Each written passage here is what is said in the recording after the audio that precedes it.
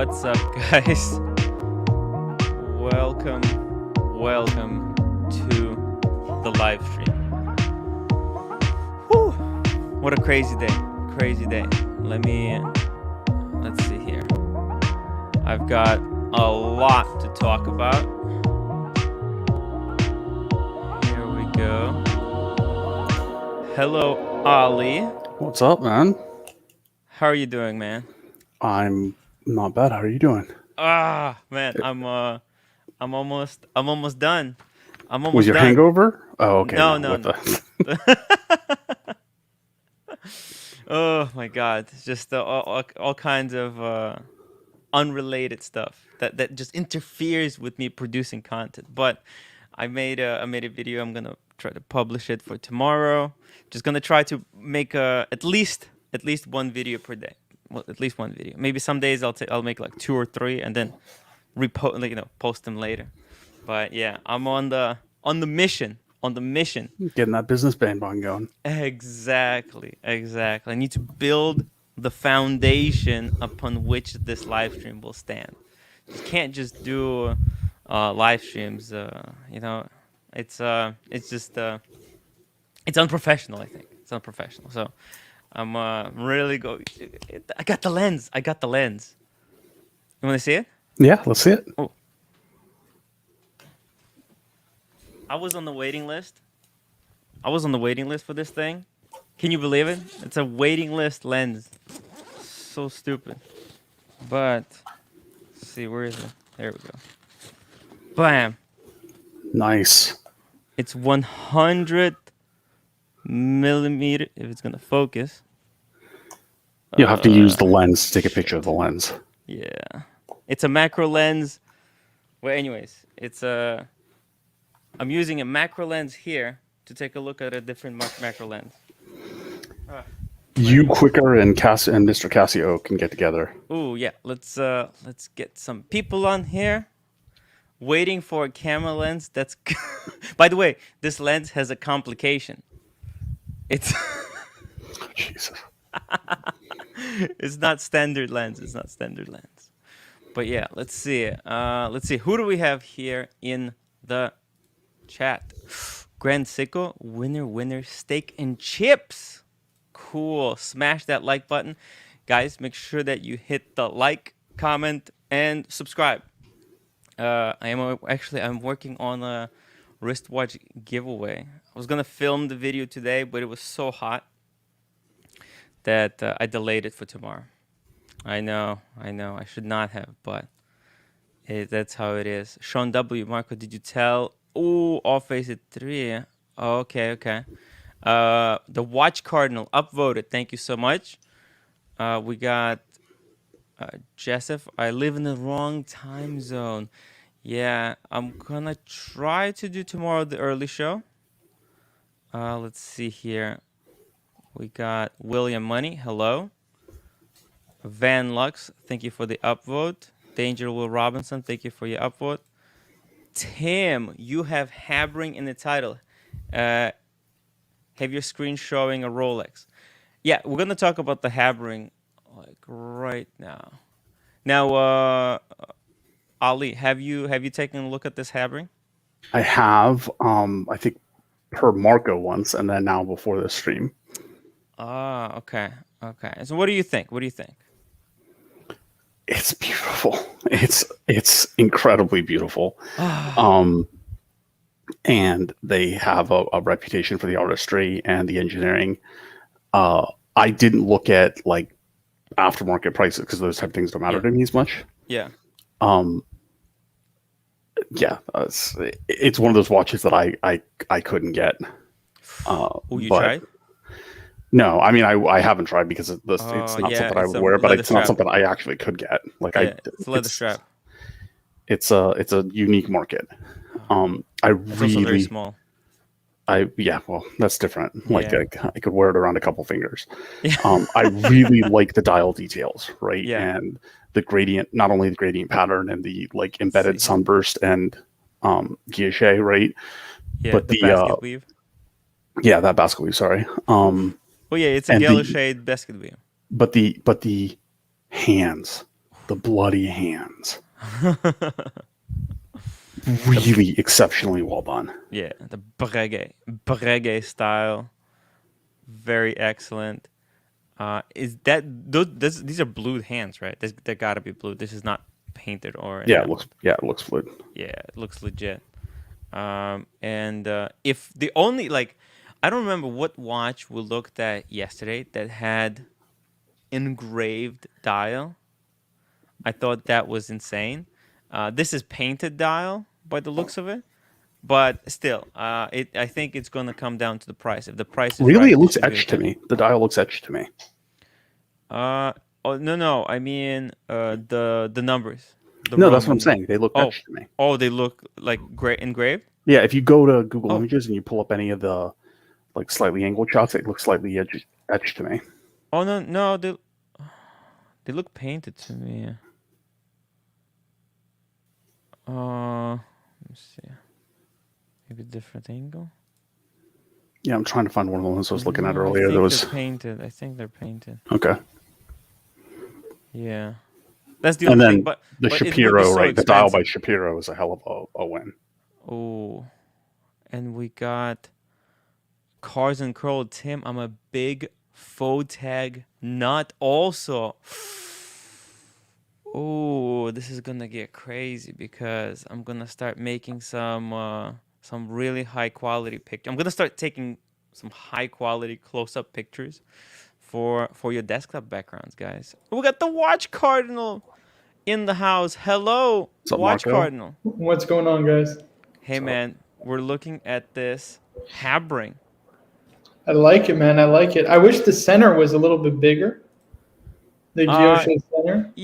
yeah. But that would be more expensive. I mean, the Yeah. bigger center you make, the exponential of something going wrong just multiplies. Yeah, but it's So, worth it. I mean, it's yeah, definitely worth it. yeah. So real quick, Mm.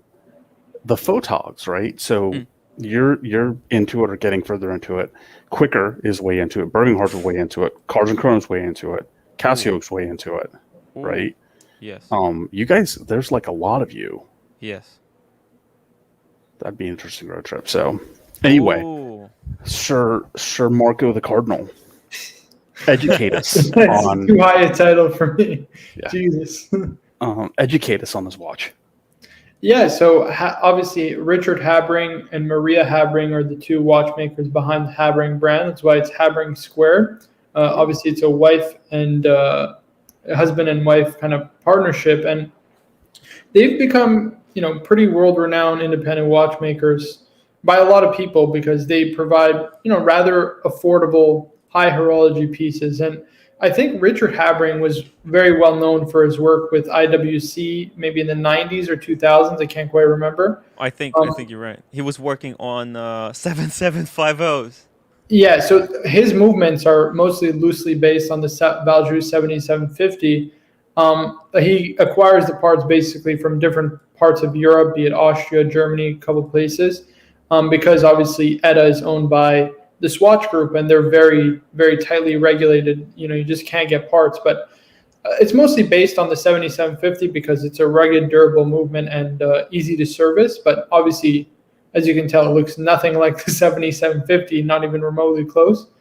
The only thing that I would say that to me reminds me of 7750 is the fact that it looks like it's missing a rotor. Like, I mean, yeah, I see that, but it's more prevalent on their chronographs, not so much Yeah. this piece. But I'm not 100% sure if this movement is based on the 7750. I'm not. I they're think saying so. it says it's in house. Right. No, well, they're all technically in-house. Oh, by yeah. by their standards, they're in-house. Oh, It's- technically, wait, Yeah. technically a person, if they have the tools, they can Yeah. sit down and make a 7750 at home, right? It's not illegal to make a 7750. Yeah, so there's there's also the Salida type of variant of it, right? So they Yeah. can. It would just be the problem is they can't clone the movement one for one, otherwise they run into big trouble, right? Really? But I thought Yeah, you I can't. thought No, because the Really? only people who own the rights to 7750 is the Swatch Group, which owns ETA. So they own all the ETA movements. Are you sure? But yeah, this is a pretty basic model. It's more so the dial that's special. So it's by J.N. Shapiro. Well, also this is made of bronze. The movement's made of bronze, or is it plated by? It's probably plated in rose gold or some kind of bronze-looking. Look how thin that little piece of metal is. That's a Yeah, hair. that's a machinist does that. It's crazy. Okay, but I'm still Polished quite diamond. impressive. 1 out of 99, I guess. 66. Oh, 66. Okay. Yeah, I think it's 66. That's not a lot of pieces. No. Now, Birminghard is complaining that The numerals, yeah. the numerals are poorly painted on. Yeah. I mean, you're not really buying this for the numerals, to be honest. You're buying it for that center dial. Well, the dial itself, right? Yeah. Which is made by. It also might be the angle. Yeah, I'm it's looking. the watch is very poorly photographed. Yes. So that's what I'm wondering, because I'm looking at the pictures and finding other pictures. They don't look. It's not that they look poorly painted on. It almost looks like it's Seiko lopsided. Like, so I'm wondering if it is just bad pictures. Well, you know what it is. Sometimes when you take a picture, there are aberrations, lens aberrations. So you're shooting a picture through the glass, the sapphire glass, right? And it almost kind of, to me, it looks like the tops are warped in. And then again, it could be like an optical illusion. Sometimes things are straight, but they look not straight because of like optics. So, and actually, so for example, I mean, like in architecture, right? In Greek architecture, there is like a point where if you have like 7 columns or something, or 6, the 2 center columns, they have the architects put them a little bit wider, because if they don't, our human eyes see them as too close together. So to compensate for human eyes, architects work around it. So I'm wondering, is there a problem, or is it some kind of is it a lens aberration, or is it something that we see? Just we might perceive it as if there's something wrong with it, but it could be perfectly straight. But for So- 10 grand, it's got to be perfect. Yeah. Like, for 10 grand, you can't have Captain America walking up to you and say, like, your numerals look poorly painted. Yeah. Birmingham says Habring 2 did a collab with Messina Lab, just like Ming. And this is That's a Messina really Lab. shallow analysis, if that's the way This you is want to Messi- say that. This is Messina Lab, right? No, this is J.N. Oh. Shapiro and Habring. Who is Gian Shapiro? So that's He's he's a that- watchmaker out of California, Oh. and he's become like world renowned mostly for his dials, because like his guilloche work is up there with some of the very best people in the industry. And yeah, I mean, listen, the dial speaks for itself. It looks amazing. Listen, I don't love J.N. Shapiro watches. I think his cases are a little fugly, and he uses Agenor movements, which there's nothing wrong with that, but it's mostly the cases I don't like. But the watchmaker himself, the dials that he makes are really unbelievable. Huh. So yeah, he's an up and coming independent watchmaker. A lot of people have eyes on him. There are Very some cool. hardcore comments. It looks like a fossil. They'll be lucky if 66 people actually want one. Yeah. Jeez. Look, Daniel Katz, $2.79 super chat. Totally own movement inspired by 7750. Yeah, I think actually, like, that's why there's ETA 7750. So ETA 7750 trademark has expired, and that's why Salita copied it and then kind of improved it. I think once something is patent expires, you can copy it one for one. But I think the point is that that old patent is a little bit outdated. Now people want something that would be more precise. So someone who's an expert in 7750 would, with the tools, and expertise, can take that movement and kind of remake it and fine tune it to own specifications. And if this is what they're doing, that's kind of impressive. I don't like the case back. Mm-hmm. Not the display case. The display case back's beautiful, but the Habring Messina Lab, right? The 01 Oh yeah, 66, it like is Messina Lab. that. It is. Oh. Like that. Just, I don't know. Oh, it is Messina Lab then. Is this snap-on? Because from the looks, wait, this has to be screw down. How did they? I wonder. How did that? How did they put that cap back on? Huh? Probably screw. Yeah, You it's think it's definitely just screwed in. friction with rubber, or is No, this it's screwed in. It's probably screwed screwed in. in? I hope so. I hope so. Let's see. More copper than salmon. Yeah, and that's my worry. So with this dial, I don't know, the salmon dials on Patek's, are they made out of copper, or I don't think No, so. they're not made out of copper. I No. think this would be really interesting to see in person because it Yeah. looks like there's going to be a lot of depth to the dial as well. Like it's Mhm. not Yeah. just one solid layer. So I think that's something else to consider, right? There's 3 different finishing patterns on the Yes. dial itself. So It's a computer gorgeous rendering style, or man. these It's a photographs are gorgeous fire. style. It's simple. It's very simple, but Right.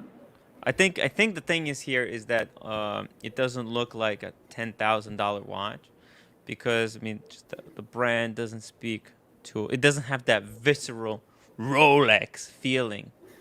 So but you guys know me. I this is right up my alley. Simple, the simpler the better. Let's see here.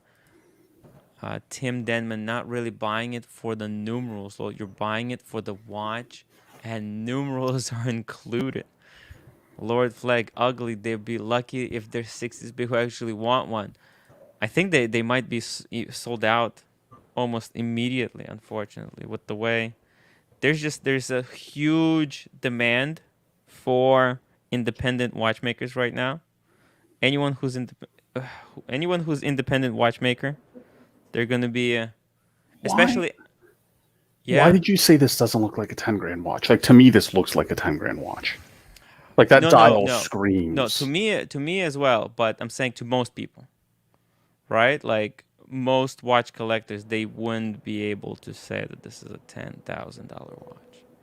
I think because right now, what do we think of when we think of $10,000 watch? Ceramic, prestigious brand, horology, like historical significance. I don't This know. has Some people think of a 10 grand watch and I think of Hublot. Oh, but Hublot's got a lot of ceramics and like celebrity endorsements. So people see like Jay-Z or someone wearing a Hublot, they think that's an expensive watch. So and this has like this has no like what's it called? Advertisement budget, I think. They're not really advertising this on social media. It's only kind of word of mouth. This is like this is a secret watch for the community. I really do like that case back, those case back details. This one right here. Yeah, there's But a lot of also a this lot one's of like a finish. 30. Is this a 35, 37? It's a tiny watch. No, 30, no, it's 40, 38.5. 38.5. Yeah. It's quite big. 38.5. Which you'll notice also is like, so for example, this has got like a circular finish, right? And the balance cock, it's got the same kind of finish that continues with the circular finish on this plate. Very, very well done, to be honest. I think I actually prefer some of the earlier designs from like almost 10 years ago. from Yeah. having. Yeah. I'm with you. I don't listen. I like the dial, but I don't love it. Like I wish the guilloche like it's just so disproportionate with Mm-hmm. those huge Roman numerals. It doesn't look good at all. Like they had this watch, the Doppel or the Doppel 2 or something. Yes, those I, are awesome. yeah, I really like that. Could you pull that up, Tim? The Habring Doppel 2.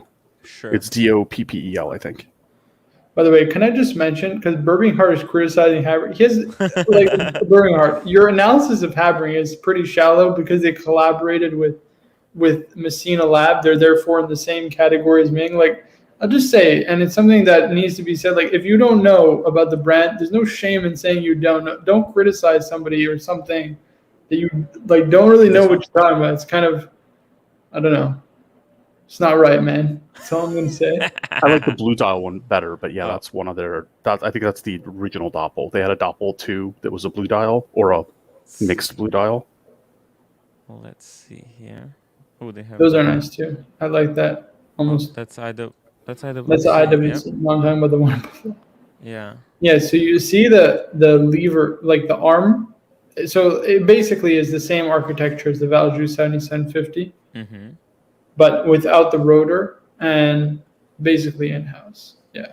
So he basically redesigned the movement top to bottom, using parts maker all over Europe. Wow. It's pretty cool and very innovative. I mean, I don't know many brands who are doing this kind of stuff. Yeah, it's kind of like 5170, kind of on the budget. Daniel Katz, $2.79. Habring does not cater to the so-called most people. Yeah, this is niche. That's why they only make 66. They'd be lucky to sell that many. Maybe not. Maybe not. I think there's enough. There's enough customer base. Well, no, they do limited editions like Yeah. this. Like they did one this year with monochrome watches. They did a really nice salmon dial chronograph. Yeah. Like they'll do limited editions like this, but they have like regular lineup of watches, no question about it.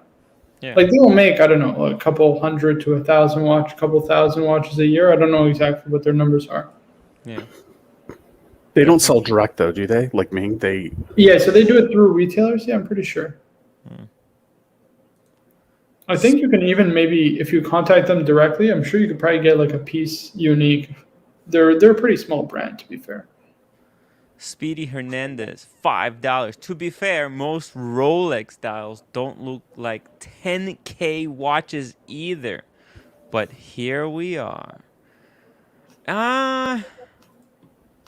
Do Rolex dials look like $10,000 watches? No, Tim, they're glossy dial. They're just gloss dial. Like I'm wearing the Note 8 sub, right? It's just a Yeah. glossy Yeah. dial. I mean, I guess if you want to count the white gold indices and The hands, white gold sure. indices is a nice touch. Yeah, Applied but I mean, indices. yeah, but White gold hands. you could get a lot cheaper watches that have similar quality hand. Yeah, I mean, you yeah, could yeah, get yeah. Grand Seiko, which has better finishing of their hands and indices. Yeah, and very true. then- You know and what? their dials are more interesting technically. I think it's like Rolex dials. They look quite cheap, but they're like almost by design. They don't want to look too expensive. Like for example, I'll give a good example. Like the blue sunburst. I don't know what it is, but I've seen a lot of like cheaper watches with the blue sunburst, and none of them come even close to a Datejust blue sunburst. There's just something, I don't know what the hell it is that Rolex does that makes their sunburst dials just look way above. They just look richer. The sunburst is just, I don't know, but just the angle of how much the sunburst there is, it's much wider and it looks more luxurious. It's crazy. I know. I'm talking about these are minute details that I've noticed. I don't know, like, yeah, no, because the Rolex, they have their sub dials, which are, I mean, it's hard to call any Rolex dial plain or any Rolex plain in any which way. Like, they're just not. But like the Sky Dweller dials Yes. are effing phenomenal. Yeah. And the sunburst on that dial, on the blue especially, you look at that. The double sunburst, right? It's The double. Yeah. I don't even know. It looks so. For example, I like the what's it called, the IWC Le Petit Prince, right? But you compare the blue sunburst on the Le Petit. Marco is smiling at my pronunciation. It's so bad. But you look at It's not hard. It's Le Petit Petit, Prince. Le Prince. Petit. So you know in Prince. Spanish, right? You roll your R's with your tongue, right? Uh, In French, you roll it like at the back of your throat. So Yeah. it's like Prince. You know what I mean? Like Le instead- Marco, Petit apparently you missed the Prince. karaoke night with him. Oh yeah, that would have been fun. Don't. Yeah, Oh, good, maybe good. Good thing that you missed it. It was. Actually, I fell asleep halfway through. I'm not gonna.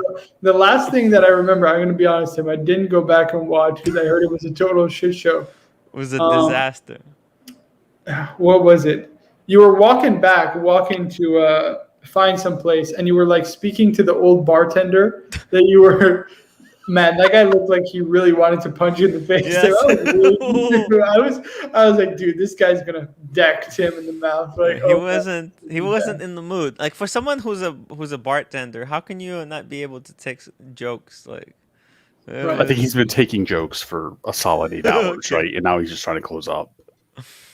Oh my god, it was bad. It was bad. But going back to the dial, yeah, I don't know what it is, but the so like I've seen like this cheap, like a $1,000 watch or something like that. It's not cheap, but still, it's good money. But and it had blue sunburst, and when I looked at it, the sunburst was so thin, like the sun ray, and I thought, oh, that's interesting. Bardsley, $2, upvoted. Bardsley, thank you so much for the upvote. I really, really needed that. Guys, please, if you're watching, make sure to upvote, subscribe, and hit the bell icon. You need to hit the bell icon, otherwise it screws up the whole show. Right. Please, I would really We appreciate got it. rookie numbers right now. We got serious rookie numbers with only 42. Yeah, we need to get to 100. 100. Come on, guys. SBSB, Tim is correct about the sunburst, I think, but I'm most familiar with the bluesy and the blue sky dweller. Yeah, Yeah. and it's the same. It's the same on the blue Datejust. This is something like what's interesting is like people say Longines has the similar finish on their top models and their budget models, right? On the movements. Rolex has the same thing. It's got the same dials on their cheap ones as on their like really expensive dial watches. Like a full gold will have the same kind of sunburst. But yeah, they just kind of perfected that. It's probably really cheap for them to make, but there's just something they figured out something from just so much trial and error that it just kind of worked. Who has the best sunburst styles, hands down? Would that be IWC has Yarn? pretty good ones, to be fair. JLC, decent finish on their dials, too. GLC. It depends what price we're talking. Hands down. Hands down. Hands down. Shit. Yeah. Who's really known for their dials? That's H. a good. Moser? Who? H. Moser? Yeah, probably Moser. Probably. Ooh. Moser? Moser's Yeah. one of the. It's got to be How up are you? there. Sorry to just jump in. Yeah, no, please. You were really quiet. Maybe I didn't even- know you were there. I was gonna say like Moser, MBNF, but MBNF supplies them from the same maker as Moser, right? Oh, okay. Correct, yeah. It's not really Yes. famous. Like, that's just... Yeah. Yeah, their Fume effect is really crazy. Yeah, I think it's got to be. Seiko? Moser. Grand Seiko does some... Oh, Grand Seiko. Yeah, Yeah. but problem is they're I what's mean- it called? They're not. These are handmade, right? So Grand Seiko is mostly like printed out, stamped out. Mm. They're mass Arnold- produced versus this is. I mean, every single dial of a Moser will be different, right? I did specify sunburst, right? So, Yeah. Yeah. Grand Seiko being the king of Yeah, they dials, don't really I think do is, stuff. Yeah. I mean, yeah, to be fair, I mean, we do have to mention them, and you can't just discount it. yeah, Ooh, no. Guilloche dials. That's got to be Kerry Voutilainen, no question. But Brett Gay's up there too. To be fair. Chepek, the FP Jorn, Chepek. Well, Jorn stamps out his dial. With nothing wrong with that, Mm. but you know what I mean. It's not real rose engine turn. You know Guilloche. what I want to see in person for their dials is Anordain. I haven't seen one in person yet. Say that again. Anordain. And Ordain. Why have I never heard of this brand? Anordain? I'll put it in the private chat. Arnold and Son. Best also sunburst has Timex. double dials. Ooh, no, Moser. Oh, these are pretty crazy. Mm-hmm. Well, I'm looking at this like green. It's almost like mossy. It's like a mossy green. You know what I mean? Like They're in the forest, like all the the moss painted on a animal. tree. Oh, geez. Yeah, that looks so gorgeous. I haven't seen one of these in person yet. I want to see one of these watches in person because they really do look quite So- pretty. Where? Speaking of Grand Seikos, they just announced 3 new watches. Now, this is actually something in Grand Seiko. It's almost like they've been watching my stream, right? And they listened to what I wanted. What did I want? What did I want? I wanted cheap. I wanted dial focus. I wanted automatic. I wanted no spring drive, power reserve date bullshit. Just dial first watches. And look what they deliver, guys. Just first thoughts. What do you guys think? Whew! Because it's refreshing. It's kind of very, very refreshing to me. My question is a watch does a watch that is a watch that is too simple maybe sometimes a bad thing? Like this is almost too simple. You know Like, what I mean? what's the price point if I can ask? No, you can't. Not yet. Don't nobody reveal the price yet because this looks like a $50,000 watch, right? It doesn't. But I said it's cheap. No, I it said it's doesn't. cheap. It's It It does doesn't. not look like No. a $50,000. but you know, Seiko, they're insane. I mean, they're pricing their Put on the watches. at backside. Show us the backside. It's probably definitely not 50,000. Oh, are you ready? Probably just I like don't a think you're regular- ready for the backside because it is going to knock you off. Make sure you're sitting. Make sure you're sitting, guys, because this, bam. Okay, so it's a hand wound movement that you can actually see because everything is covered. Yeah, well, I mean, not everything. Come on. Not everything. You can see a little bit. Like, let's say if the movement was more exposed and they used a better use of the rear display back, perhaps. But Looks like If this you is like- going to be like a that's $3,000 watch pre-owned. Nobody looks at their movements. Come on. People look at their movement maybe once a year.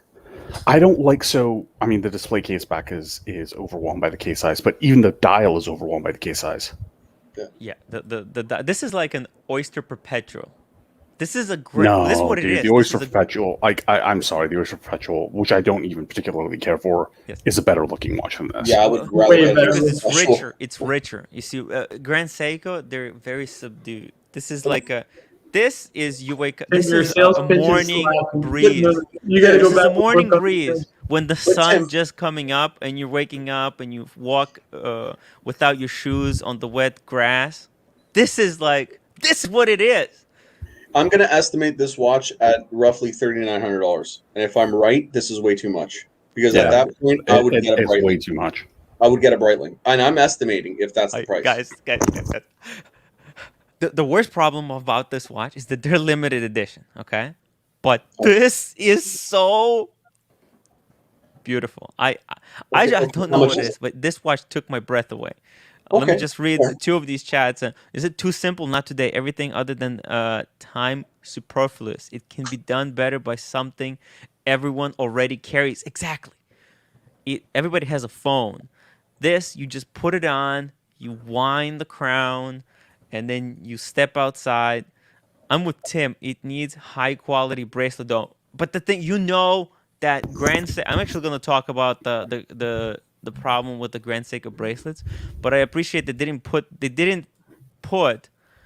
any kind of a, because they're known for their garbage bracelets, so they didn't even try. They didn't even include it because it's going to be garbage anyways. So how much does this watch cost?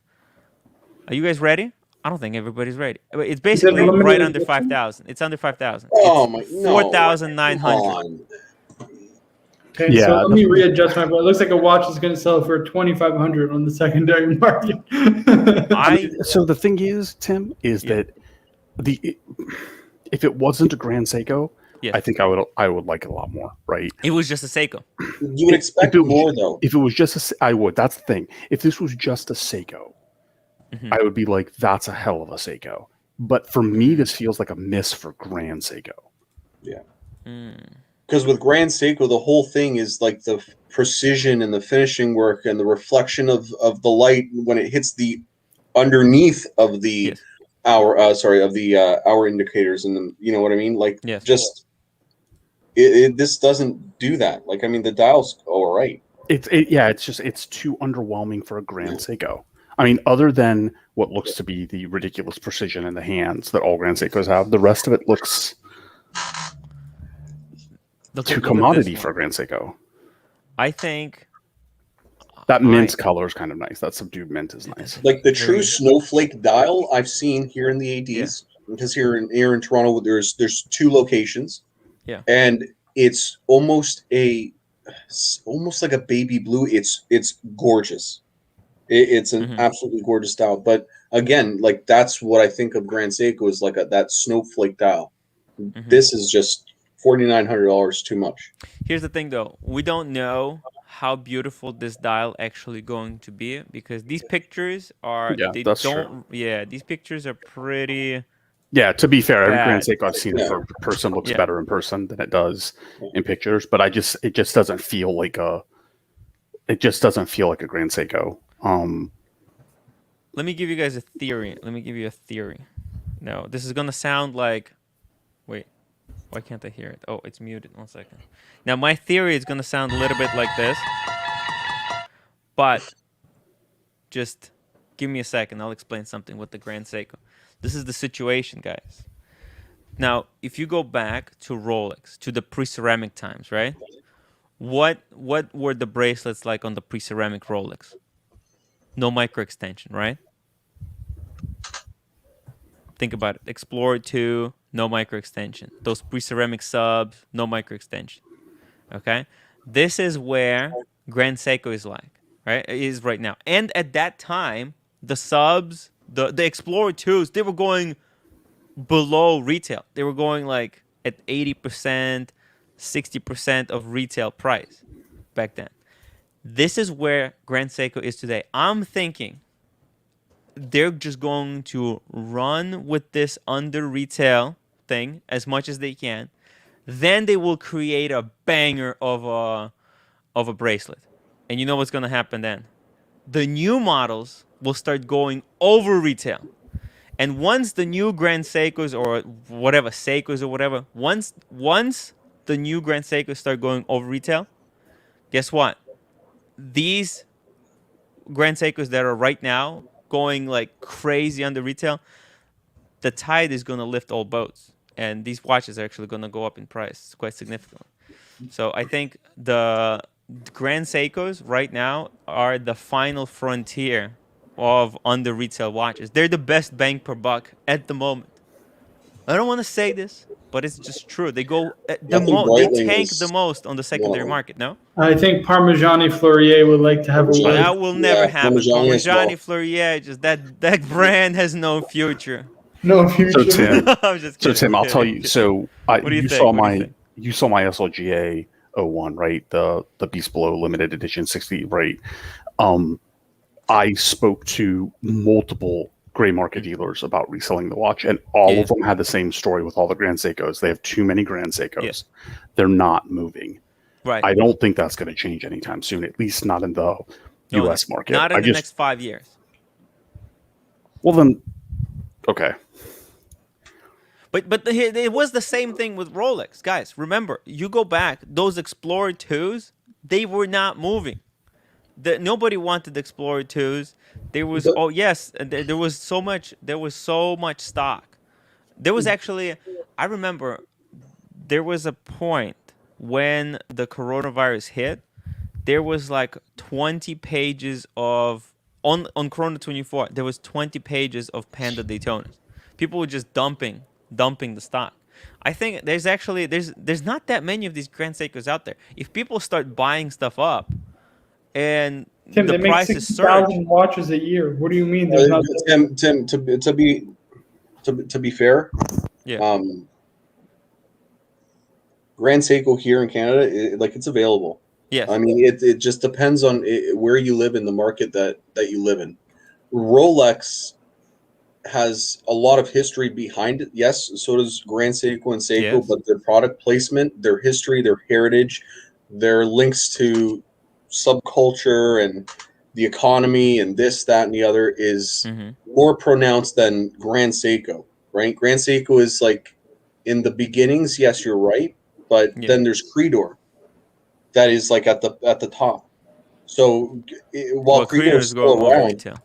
while Creedor's still around, I mean, Grand Seiko is not really going to fetch that much over. I mean, unless I'm wrong, I could be wrong. Look, You're when not wrong, Panerais man. were famous, when Panerais were at the top of the world, people were giving away their Submariners to get a Panerai. Okay? Nobody thought that Panerai is going to sink. So I'm just saying, sounds very far-fetched, but I'm just saying. This is Seiko just has theory. a problem that none of the other brands do. And again, Grand Seikos, the finishing on Grand Seikos is superb. I don't think the bracelets are garbage. They need work. I don't think they're garbage, right? But Seiko has a problem that no other brand does, is that you can look over in your office and see a Seiko printer. Yeah.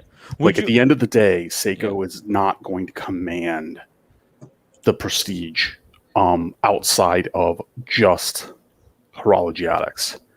And if there isn't demand outside of horologiatics, it's not going to drive the price up. Like, just looking at this watch, somebody said in the comments, like, way back, but like, if you told me this watch or something similar, Aquaterra, hands down, and the Aquaterra is going to retain better value. Yes. Yes.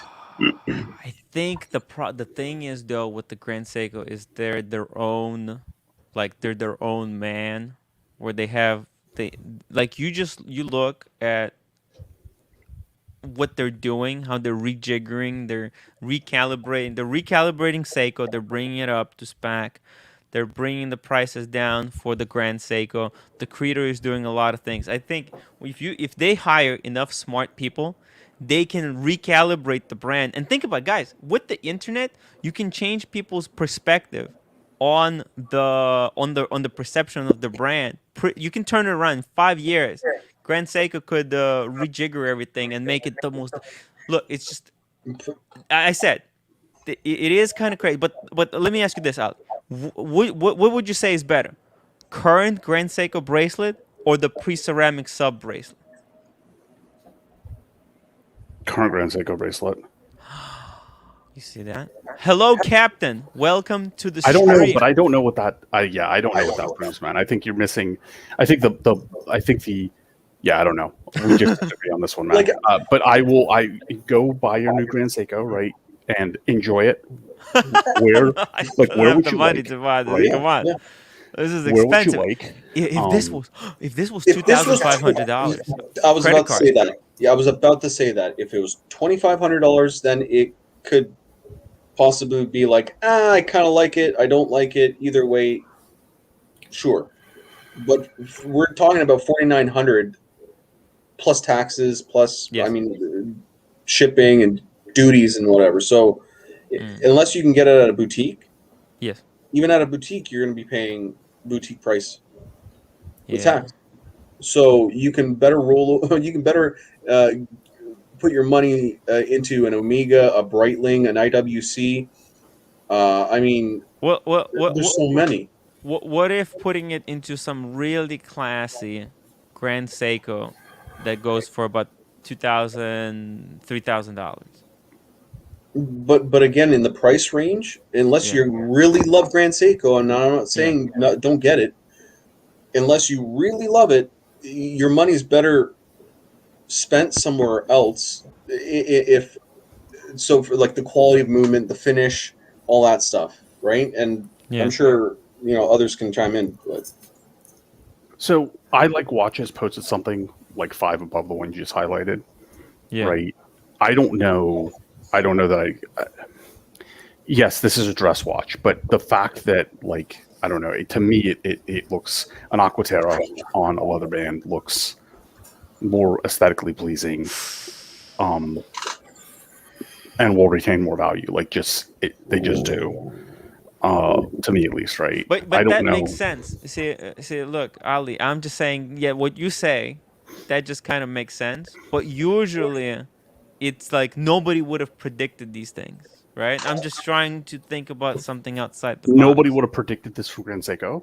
No, nobody would have predicted the current state of affairs. Oh, sure, yeah. I mean, like you're saying, if you're projecting 5 years, you're right. Yeah. No, I'm projecting Seiko, like 5 to 15 years. Yeah. Well, okay. So they could rebrand. Like they could. There's a million things that could happen in 5 to 15 years, right? But I don't know. This should have been a Seiko branding at less than half the cost, like it closer to the $1,300 type range, right? Let's get Captain in here. Captain, what are you thinking? What do you think about these 3 refreshing new Grand Seikos? I'm deep in thought, Tim. I'm deep in thought. How are you, my friend? It's a kind of a watch. How are you, my good man? You want to meditate. I did some meditation before I came on the show. And when I was meditating, so cool. I had a little meditation group going on. It's good for you. I said, you know what happened in the You're going through a midlife crisis, Cap? What the hell? that happened already, man. Now I'm coming out the other side. I'm going for number 2. Now, man, then it said, wait a minute, get out of this meditation. You got to get on Tim Wright's show, man. Tim Wright. Let's talk some watches. Absolutely. I like Grand Seiko. Look, I'm thinking as a collector, kind of establishing a collection little by little, slowly but surely. I think Grand Seiko deserves a place in a collection. Yeah. I do. Now the real, as Ali said, the price point is the issue. Yeah. But I think you're getting a lot. If this thing was $1,000, I don't particularly love these dials, like the color variations for me. Yes. I mean, the mint one is pretty cool, especially in the spring and summer. Can you taste the mint in your mouth when you look at this dial? You know, I kind of can't. I got Listerine. I taste Listerine. Yeah, Tim's licking his Grand Seiko now. Which one do you? I like the lighter version. It's like minty fresh over the. I like the light mint, but the reason I like the light mint is because the offset of the blue second sand, right? That's a spearmint. Like that one to me actually looks. No, the I didn't one even notice that. You're right. I like that. The one all the way to the nice. right. Of the 3, that one to me is the only one that stands out. Is all the way to the right. Yeah, this one's got the blue hand as well. That's the one he was saying. Yeah, that's the one I'm saying. Yeah. Like that's the one that stands out to me. Yes. Yep. But again, not at that price point. If it had more like a snowflake, the design on it, right? Then that would be. I mean, those are intricate dials with the snowflakes and what they do and what they represent, and the cherry blossom dial. Absolutely. Oh my god, that cherry blossom dial is gorgeous. I don't know if I've seen that one. I have. It's like a muted, like a pinkish hue in there. Mm-hmm. Okay. Yeah, I mean, what do you think? Their dials are nothing to like scoff at, but it's just some watches work, some watches don't. And the price point, I would rather get a Breitling. The Timepiece Fund, $2. Grand Seiko SBGE 263 unworn has doubled in value. Ooh, let's look at and then I'm gonna ask Marco, the Cardinal, what he thinks. What about what? Oh, so we're really? talking Grand Seiko, right? That's crazy. Mm-hmm. So what do you think? Well, I mean, now we know where you. I don't know how you're going to react to this, but the GMT Grand Seiko. Yeah. Yes. Okay. Now I'm looking at Baltic very seriously, man. Do not look at Baltic at all. It's I so want to pull the trigger. I just want to have that so I can unbox it in front of you and see you like puke all over yourself. What is a Baltic? Exactly. What is a ball? This is the unknown mystery. Tim, it's so proud like looking for through a trash can and finding something and then saying, "Well, nobody was looking." I'll tell you what it is in a nutshell. It's the cheapest entry gateway, I think, to a GMT. That's not what else is like it's $1,000, give or take, maybe $1,200 watch. Why not get the Hodinky? It's not a Grand Seiko. Baltic is its own brand. I just thought it was. Baltic is its own brand. It's a micro brand. It's a shooter. Yeah, I guess you could say that. Why not go for a Grand Seiko at that point? Yeah, just get a Grand Seiko GMT. They're not that expensive. They're not that expensive. I mean, but actually though, $5,000 or $6,000. Why would you do that? What do you mean? You could get a Grand Seiko GMT way cheaper than that. Yeah. Like you could get the creamed out one for like not even $3,000. Right. But would you then go for, let's say, the old Coke, which is 10 or 11,000? I mean, now we keep jumping up in price point, but you're the captain. I mean, let's be honest. You definitely should get the Coke. Is that really a question? Marco always has the right answer. So you asked me a question of whether you should go Rolex or Grand Seiko. What answer were you expecting here? I know. Let's get this one. Yeah. See, the issue I have with this one is I don't like the cream dial on this particular piece. It's creme de la creme. They're 3,500. For me, the best ones are their Whirlpool dials, Grand Seiko Whirlpool dial. Like if you want a GMT, I don't know if there's any on listed on Corner 24, Tim, you want to look it up. It's the SBGM 235.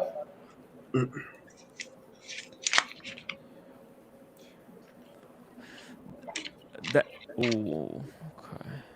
Ooh, There's only not three. cheap. Yeah, it's not cheap. Yeah, so they're a lot more expensive, but the dials are way nicer. It's got the No. Grand Seiko Whirlpool. Save the money. Save the money. Get the crème de la crème. This is like I'll tell you this.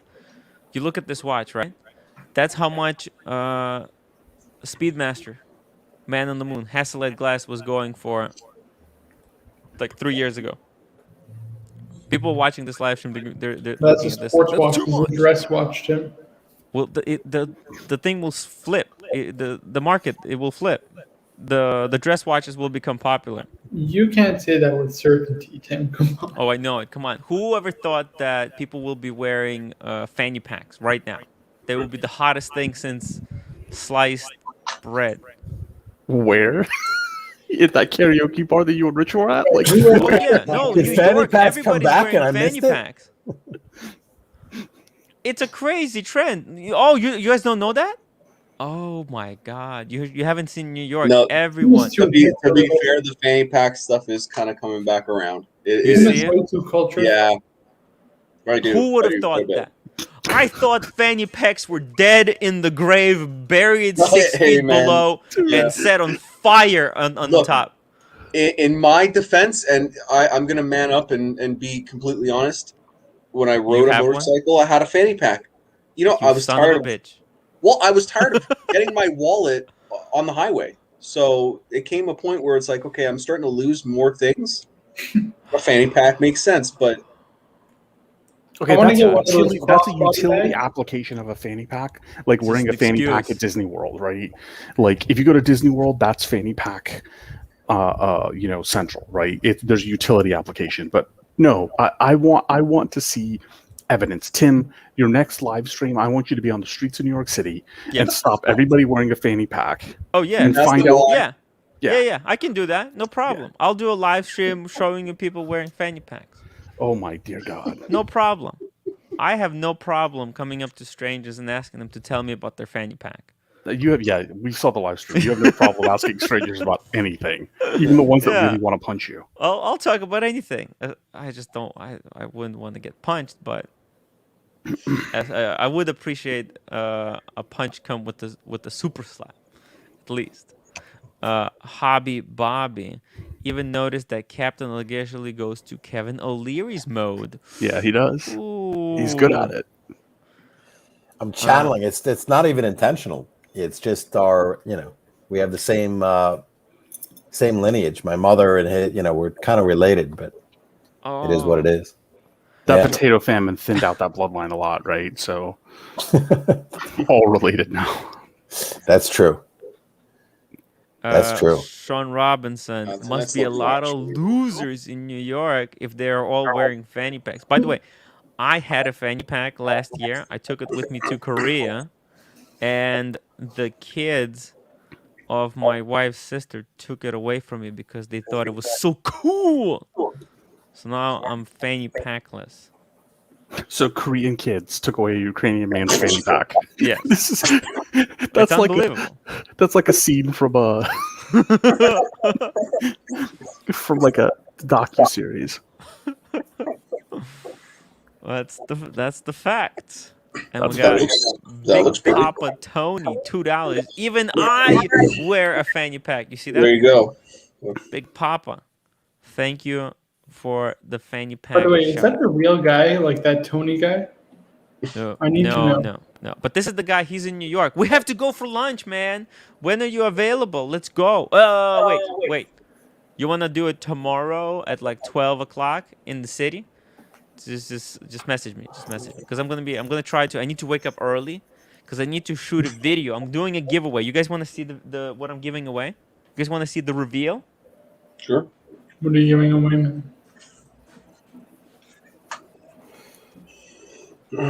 Here we go. This is unboxing. I'll do a live unboxing and then I'll make a video about this.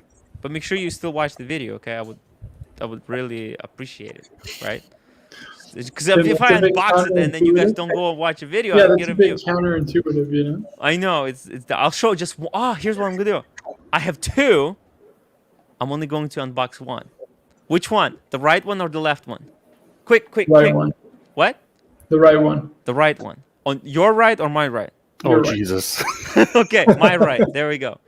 So here we go. It's actually children's watch. It's a new brand. It's just opened up. They didn't send it to me for free, just so you guys know. It wasn't free. I went out and I bought these myself because it's a. I'm trying to be ahead of the curve, okay? I want to be the first one to make a video about a watch that just came out. I'm so clever. Thank you. I'm really clever. So check this out. It's a watch for kids.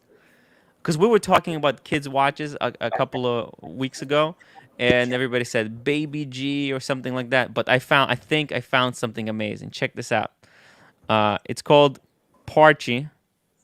Let's not talk about this guy. But anyway, so it's called Parchi. Supposed to be like a friend of a... Oh, it's the teal one. Check it out. Wait. Shit. What the fuck? It doesn't want to come out. Okay. Is Tim spooking garbage? Okay. No, check it out. So it's a children's Tim, watch. how much did they pay you? No, I bought it. I you have paid to receipt. show this off. They didn't pay me anything. It's a children's watch to teach children. It's 32. It's aluminum. It's quite solid, and it's teal color. So teal background. To teach kids how to tell time, and it comes on this. You can't call it teal. You have to call it Tiffany blue. It's more Tiffany blue. Okay. luxurious. I think I opened it. See, it comes on this Velcro strap. $50. It is, yeah. How'd you know? I just Googled it because I have my nephew who's a baby, but What do you think? Is this a no or is this gold? Tim, you For want us to be 50 honest or you want it's it to be no. nice? Brutal honesty. Get a Timex. I That's what I think. I mean, Yeah. Get a G-Shock Here- or a Timex. for a child, how old is the child going to Well, be? let me show you on my wrist. It's actually quite a gangster watch. No, because here's my thing, right? Is like children are either they're going to lose it or it's going to irritate their skin, right? No, it's got no chemicals or anything like that. Okay. Yeah, it's like you can gnaw on this and it's not gonna. So this brand prides itself on Yeah, No I toxic. said- Tim's tried it when he was hungry. He got Tim was drunk one night. He started gnawing on the fanny pad on the the watch band. Tim, Come on, is it that bad? Seriously? Okay. Well, I'm just trying to do some marketing genius. Okay. Give it to Okay. SLC Watch Collector. He says, "What is your link? I want to buy 2 for my daughters. They would love it." There you go. You just give it to him. No. Listen, they're nice little watches. I mean, as long as it. He'll buy them from you. You don't have to give them away. Nobody wants them, Tim. I'm just waiting for the banner ad to start kind of Guys, scroll. it's all about the, to the background. SEO. Nobody's talking about this watch yet. I'm gonna be the first one to put out a video. I bought these. I'm gonna give one away, and the other one I'll keep for myself. You don't know what the color is? Watch the video tomorrow. So I went to the website because I've got my nephew who's a few months old, right? But I'm already thinking about, his first toddler watch. Yes. $50 is a no-go on that. It's right? too much. Yeah, because I would get a series of, because it's not even like, forget non-toxic, forget Velcro. Like if you don't have children, apparently, Tim. It's got 1 year warranty. If something breaks, they'll. Okay, no, replace it. but you don't have children, right? I don't know. Okay, but so I am a you kind can of a child at heart. You can give a child like Velcro, and it can be duct taped, and then it can be welded, and they're gonna lose it. It doesn't matter. Yeah. And they're not going to lose it once. And then you're Yeah. going to find it like 3 years later when you're selling that couch, and it's going to be like Velcro to the underside of the couch. Shit. Right. So for $50, no. Yeah, because I mean, it won't be natural for them to have it on their wrist because I mean, we as adults we put it on as a choice, right? We get used to it over time. Kids are like, that's it, it's gone. So, Well, but the thing is, though, I was thinking that maybe they're going to be less likely to lose it because it's such a pop. The color just pops. You can see it from across the room, and the Yeah, other you one don't is, have kids. No. You don't have kids, man. Like, you could give kids a radio beacon, like, that could be used on Mount Everest to recover Yeah.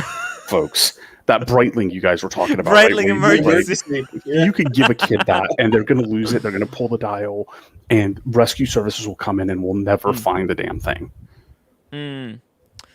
Okay. Damn. Well, Ollie, so don't watch the video because I'm gonna spruik this watch. I want. So I don't know. I'll watch a video anyway. No. I mean, I think actually. So look, for the I'm just gonna talk about quality. Quality wise, for the money, right? Because I think if we're talking about like a $15 watch, it would be plastic, but this is aluminum.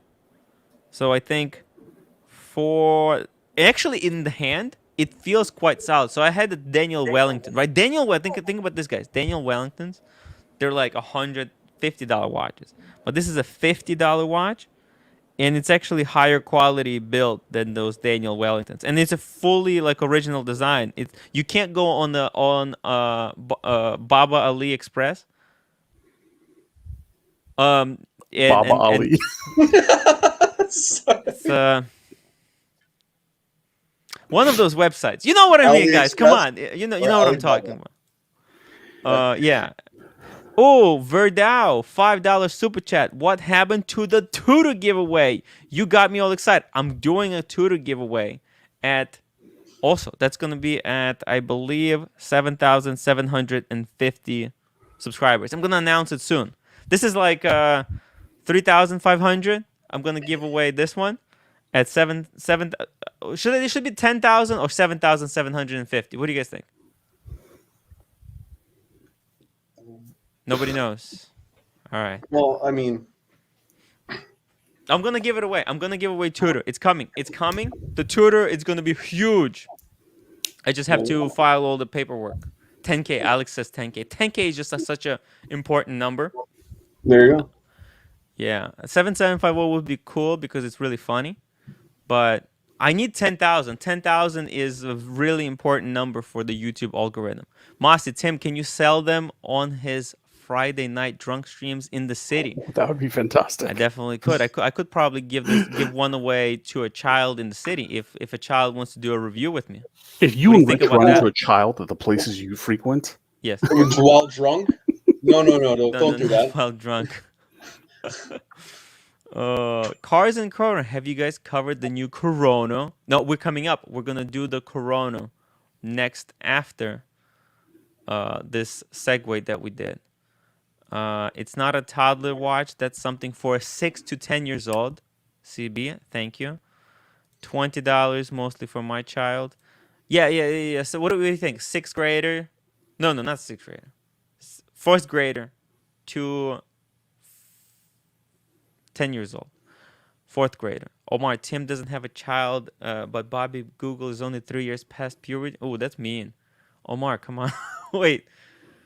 I mean, look, I said I'm a child at heart. Come on. I actually, you know what? I wanted to keep one for myself. I was gonna keep this one because I thought it's gonna look really cool on me. But then I realized that teal might be even better because it's kind of my color. it is bigger than your Explorer one. It's 32.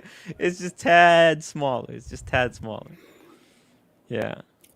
Here we go. Roar of the Tiger. You have better luck with the watch with a favorite cartoon character, but kids do lose stuff. It's what they do.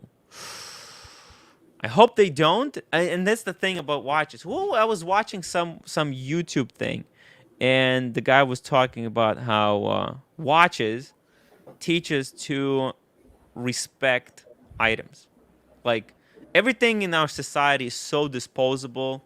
It's just everything. We live in the throwaway kind of society. He was talking about like, especially for the kids. Like, if you have a child, he said like, you give them a watch and you teach them to cherish it. So that you show them like, oh, I had this one for 10 years, and that way, they will kind of learn this thing and they will appreciate and cherish it, and will be less likely to lose it. So obviously, I think this kind of watch.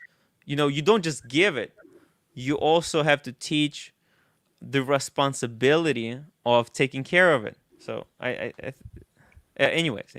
Yeah, no, you're not wrong. I mean, my daughter, No, she's almost 14, right? But she's been wearing watches now since she was, I don't know, 5. Mm. Like there definitely was something where, you know, she took responsibility because she would see me wearing a watch every day, and she would see me wearing my watch and she didn't have hers on, she would go run and find it and put it on. Right. And she had a Velcro strap Timex, and like there was a Cheeto, you know, in between the Velcro strap. Like it was disgusting, but she was really proud of it. That's true.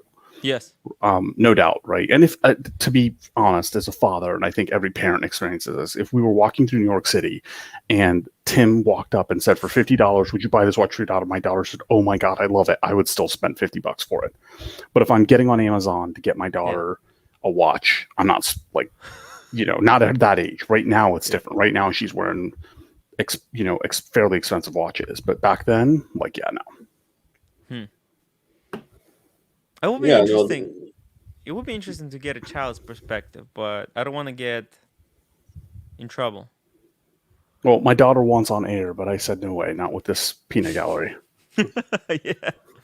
No, but yeah, for the teaching aspect, right, Tim, you're right. Yeah, it's a great tool to use to help teach responsibility, for sure. Right, and I think there's something to the solidness of this watch. Okay, I'll explain. So when you give someone a plastic watch, it's like giving someone a plastic bottle. You know what we associate plastic with? Sorry, it's a throwaway thing. It's plastic. You know, they get the frappuccinos, and they finish it, throw away. Like I think I had this cup for several months now. I just use it to drink water. But something like this, I'm telling you guys, the head of this watch is quite solid. So I think maybe that might have something to do. Like when you hold, it's not a throw. Like yes, the bracelet is kind of on the cheap side, but the head of the watch, it's quite solid in the hand. You can feel. I can feel the quality. It's all about the head. It's all about the head. Yeah, you know. So I think maybe the head game is weak, Tim. You know what I mean? It's no good. I'm just trying. What do you think? I'm trying my best. You're trying your best here. I'm encouraging you a lot. Yes. Not for children under 3 years old. Look, I'm just saying, like, it's aluminum. It's aluminum. Cars and Chrono, $25 super chat for keeping at it despite all the negativity. Fike the peanut gallery. Thank you, Cars and Chrono. It's much appreciated. It's Sean W, 10 to 8. As long as we get the live stream from prison cell after Tim starts approaching kids. Spruiking his new sponsor. They're not my sponsor. Well, I gotta be honest. So, I am looking for sponsors, right? And I thought maybe I'll be able to sneak this in, get there ahead of the competition, do a giveaway, and maybe if the owners of the brand like it, I could spruik it to, because we have a lot of, people watching the show, and I could like recommend this. Like that's quite a cool watch. Okay, you guys don't believe me? I'll ask Rich to review this for you. I'll do a review and then I'll ask Rich to review it because then we'll have an independent voice to tell you that guy. I'm not bullshitting. It's quite a cool watch. I wish I had a. All right. Pull up that Corona that.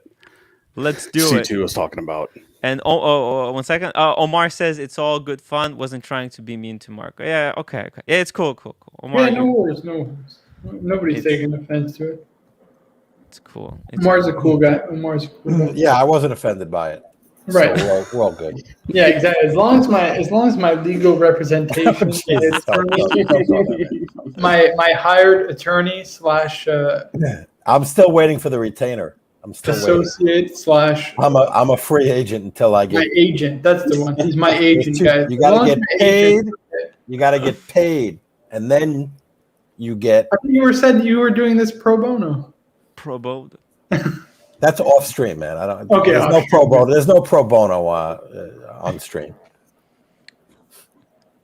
There's Corono, not pro bono, and not Sonny Bono. who got Wristwatch taken Jesus. out by being fucking high as a kite, He right? tried On to skis. Jesus. To the Jesus he tried, man. Yeah. On 15 skis. minutes.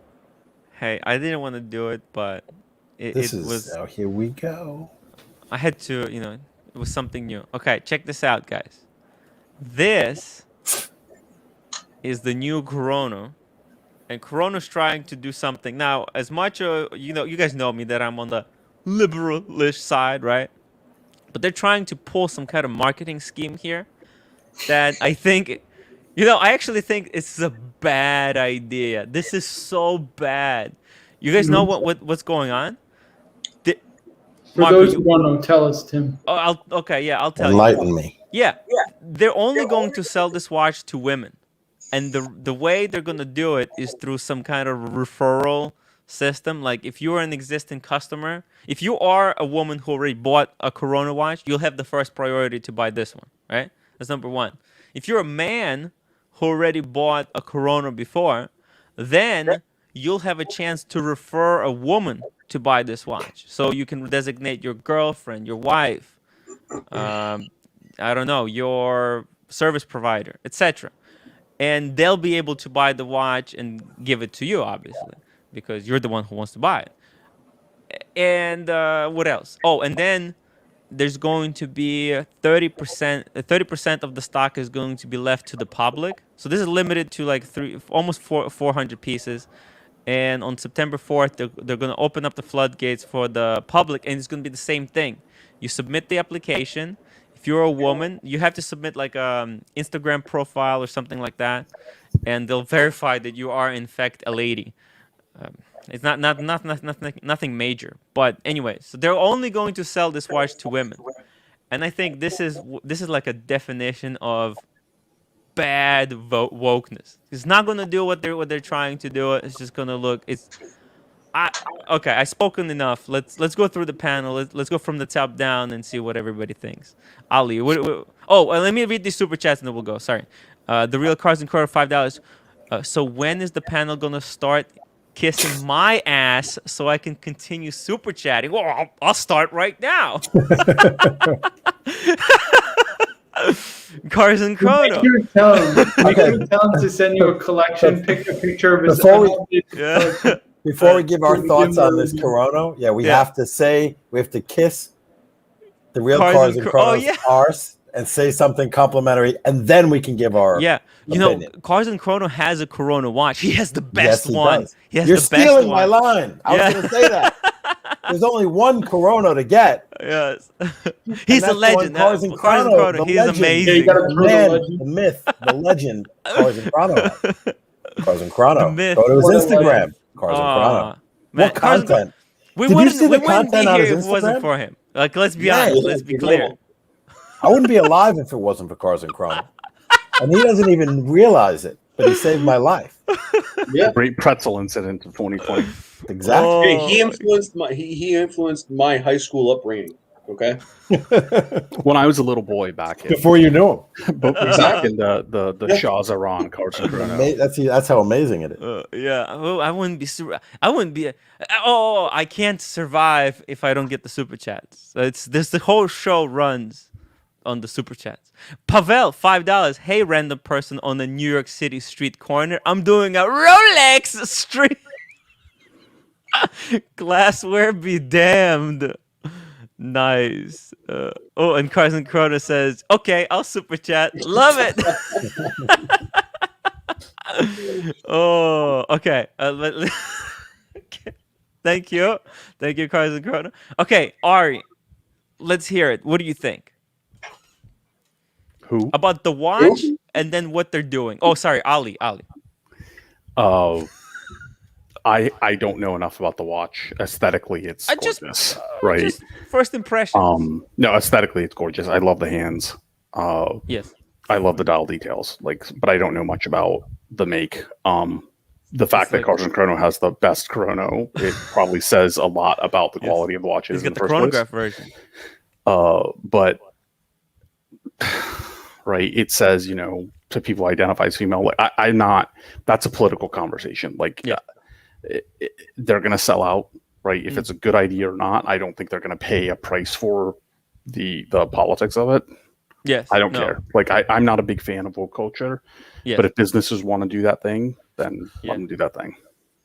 Yeah, I think it's the bad. It's gonna fail. In my opinion, it's a little bit. They're trying too hard. I don't think it's going to fail because the exclusivity of it, right? Yeah. At the end, especially people who are into watches, and if they have wives who aren't into watches, but wives who like wearing nice watches, especially on date nights and stuff like that, I think it will do just fine, right? And the fact that we have, again, I do not like woke culture. I don't like a lot of it, but what are we going to do? We're going to ask 5 dudes like what they think about a watchmaker saying dudes can't buy a watch. Like, yeah, it's kind of the wrong them jump through hoop. But you know what? Now that you explained it like that, actually, I'm thinking this could get women into watches just out of spite. But this Like is very a unisex. husband could say, honey, I really want to But- buy this watch, but I'm It's a gonna have very to put it unisex under your watch, name." Tim. Huh? This is very much a unisex watch. Oh, it is. You put this on a black strap, it's easily be worn by a man. I think this literally, they say it in the description. Look. Yeah, I think I just saw that. We have right. no doubt that due to the uniqueness, male collectors will want to acquire it and pair it with the black or dark strap. Sorry, it's right there. Yeah. No, it's a beautiful watch. But think about this. Imagine you tell like your wife, "Hey, I want to get this watch, but they're doing this thing with the jumping through the hoops. So I'll put it in your name, and once it arrives, I'll take it." And then when the watch arrives, the woman just says, "You know what? I like it. I want it," just because of that exclusivity, that hoop. I don't know. It's possible. yeah, I mean, I think I do think I'm not sure it's one of the more aesthetically pleasing watches I've seen, but I think it's a beautiful looking watch. And I really don't care about their marketing one way or another. It is exclusive, so I expect them to sell out comfortably. And people should And you should see them wear on it and enjoy it. yeah, you're wear it and enjoy it. All right, No, Marco, what do you think? Your Of the what? impressions? Yeah. Or the marketing campaign. What am I critiquing? Both, yeah. Yeah. So, well, I mean, the watch itself is, it's a fairly reasonably priced watch considering the specs. So, I mean, I think almost it's 2,000. right, exactly, just under 2,000 for a watch. With it has a Solita movement, but again, this is not anything to do with the movement, right? It's all about the design of the dial and the hands and the layout of the dial itself. I think it looks great for the price. And listen, the marketing campaign, Tim, I think it's pretty well known. I'm not a woke guy, but I think this campaign is utter bullshit, if I'm going to be honest with you. But yeah, hey, whatever they think works, I mean, they're a business. They can choose to do whatever they want, I guess. The problem with the campaign, right? And again, they can do whatever they want, but it feels like a company in a culture that isn't dealing with wokeness, like we are currently in, especially the USA Today, hired an outside consultant and said, "This is how you should be woke." Right, exactly. Yeah. And I don't think it fits their.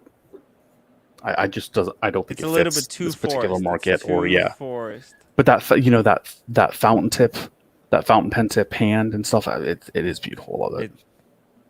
It's got the most those hands and those 3 rings with oh my, look how beautiful it looks in this picture. The reflection, it just pops. Say that again, Tim. I said it pops. Oh, okay, I thought you said it's class. It's Class. It's so classy. It's class, mate. Class. Pure class, mate. Wings and watches. What are your thoughts? Campaign and the design. The design it's great color. I think it'll sell. And campaign. I'll just refer to Ali. Okay. I don't want to touch that. It's just Okay, that's fine. Captain, have you had a couple of shots of what's the Yamazaki Yamazaki? Yeah. If you shout or to Hibiki. Yamazaki to tell us Get the the truth, Hibiki up. yeah, Not tonight, but that would probably be good. yeah. It would go with the whole theme. I like the watch a lot. I mean, it's aesthetically pretty. Do you prefer this over the honey? The one that got away. The Yes. Ming Honey. Yes, I don't think definitely. so, right? That's a tough one. That's a Over tough the one. Ming honey? No way. I would No take this chance. over my Ming. I don't know. Yeah, I mean, I think the Ming Honey was kind of special. I think it was 50 pieces as well. But Ming is I think the Ming 1709 in blue is very special. Ming's having those issues with their GMT hands, right? GMT hands, diamond hands, The diamond diamond- hands. No Now- worries, man. When you want to buy my Ming anytime, you just ask. 6X I'm retail. not gonna buy your Ming. I thought you were 6X. gonna give me your Ming. 6X. What's the? Are Give those me your prices? Are those prices holding on Ming? I'm sure they are. They are holding. In Did this you see the market. Ming honeys? This is for like 20,000 Canadian. Are you What the serious? hell? Yes, I'm The not one kidding. minute I told you I wanted the honey. You're like, oh, why get the honey? Everyone was going for what was the other one? Yeah, I said go for the What? honey because go Yeah. for the black because you'll never get the honey. Yeah. You never get the honey, man. You need money to get the honey. How is no money, no honey? So hey, let me ask you this: how is what's his name? How is Stefano doing? Stefano. I'll text you. Let's not talk about it on stream. Okay, No, he all right. is. I should just saw be- some streams. Stefano and, said you know, that I wanted thoughts and prayers out to.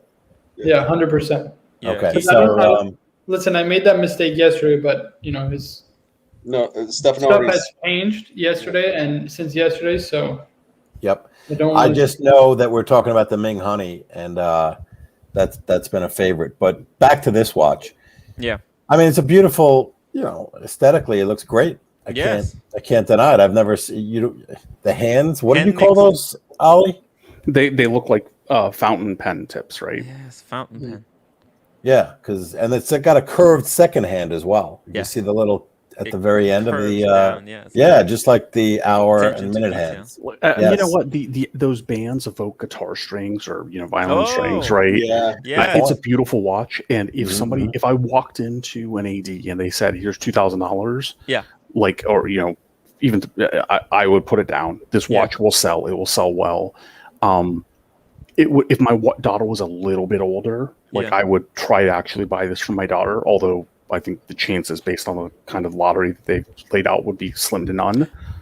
Maybe maybe you could put your daughter on for this watch, and then give it to her later in the future if she, does things properly. Maybe. just buy it for your daughter and resell it. Worst Because case my- scenario, you Make can just the bread, that's 6x what- your money, right? Exactly. My wife won't wear anything but her Apple Watch, right? So it would be, my daughter may, but my wife won't. Mm. And at that price point, like you're not going to get very better enticing. at that price. But yeah, it's Yeah. very enticing at that price point, right? Mhm. Especially for the exclusivity. And the finish, no doubt, must be superb. Oh yeah. So Okay, Tim, how small- much was the Cartier tank, the quartz that you bought for your How much mom? was it? Yeah. I think it was 3,000. Right, but pre-owned you could probably get it cheaper, right? Yes, you could. So like that's pretty much what competes with it, like more Yeah. so like quartz. Like I Quartz would say Cartier. Cartier. Yeah, You won't definitely. really get any ladies Rolex for this price, not even Yeah. close. So Yeah. yeah. Cartiers, you have to add 1,000 more. But you get it's quartz, but you get actually Yeah, the but- deployment on that Cartier is quite rough. It's quite rough. But Well, Now- for ladies, now, for if we men, you go can to- get like Zin 104, you can get an Oris, you can get Right. You can get an Oris. You can get a Baltic GMT, maybe like Anyway, a Hamilton chronograph, which is a 1,000. Tissot chronograph. So Don't get if you go to You can get half a Grand Seiko. let me the just catch up marketing on these campaign, chats, the marketing guys. campaign is Yeah, interesting sure. though, because I wanted to talk about that. Yeah, let me catch up on the chat, and we'll By the way, I texted you, Cap. Sean W, $2.79. Tim, have you seen Aventi watches and the reviews? Yeah, that's the Chinese sapphire watches, right? Yeah. And Can we who go made back a to video? Viventi after Cap gives his comments on the marketing Sure. campaign? Well, yeah, of course. Okay. I'll just bring it up here, and we'll talk about this after this. Now it's very.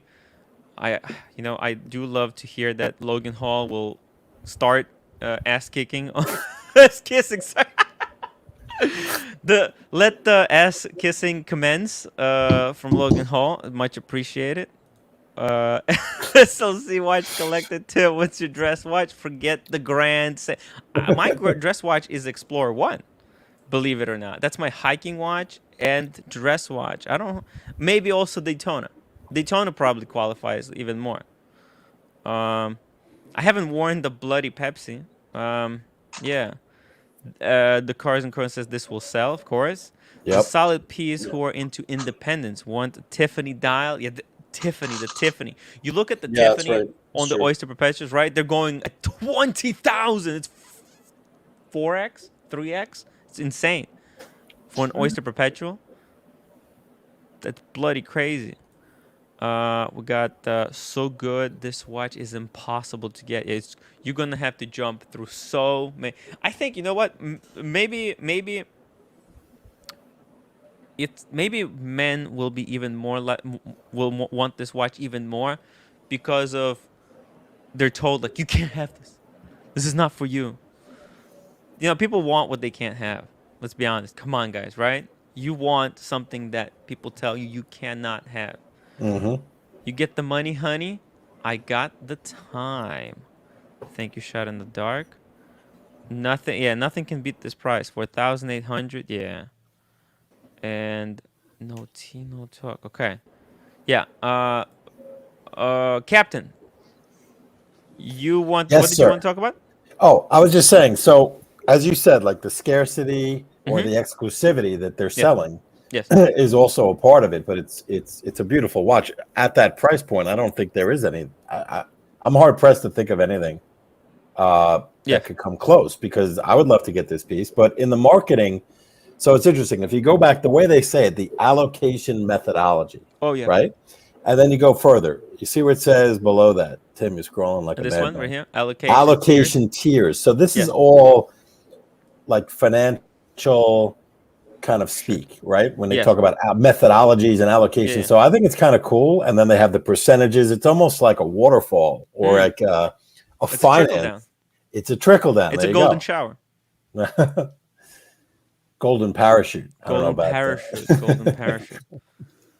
Yeah. I don't know what that other thing is. So I think I'm not saying, the woke stuff and the women. I think that's a way to get, men to get their wives, girlfriends, or whomever, to kind of be their,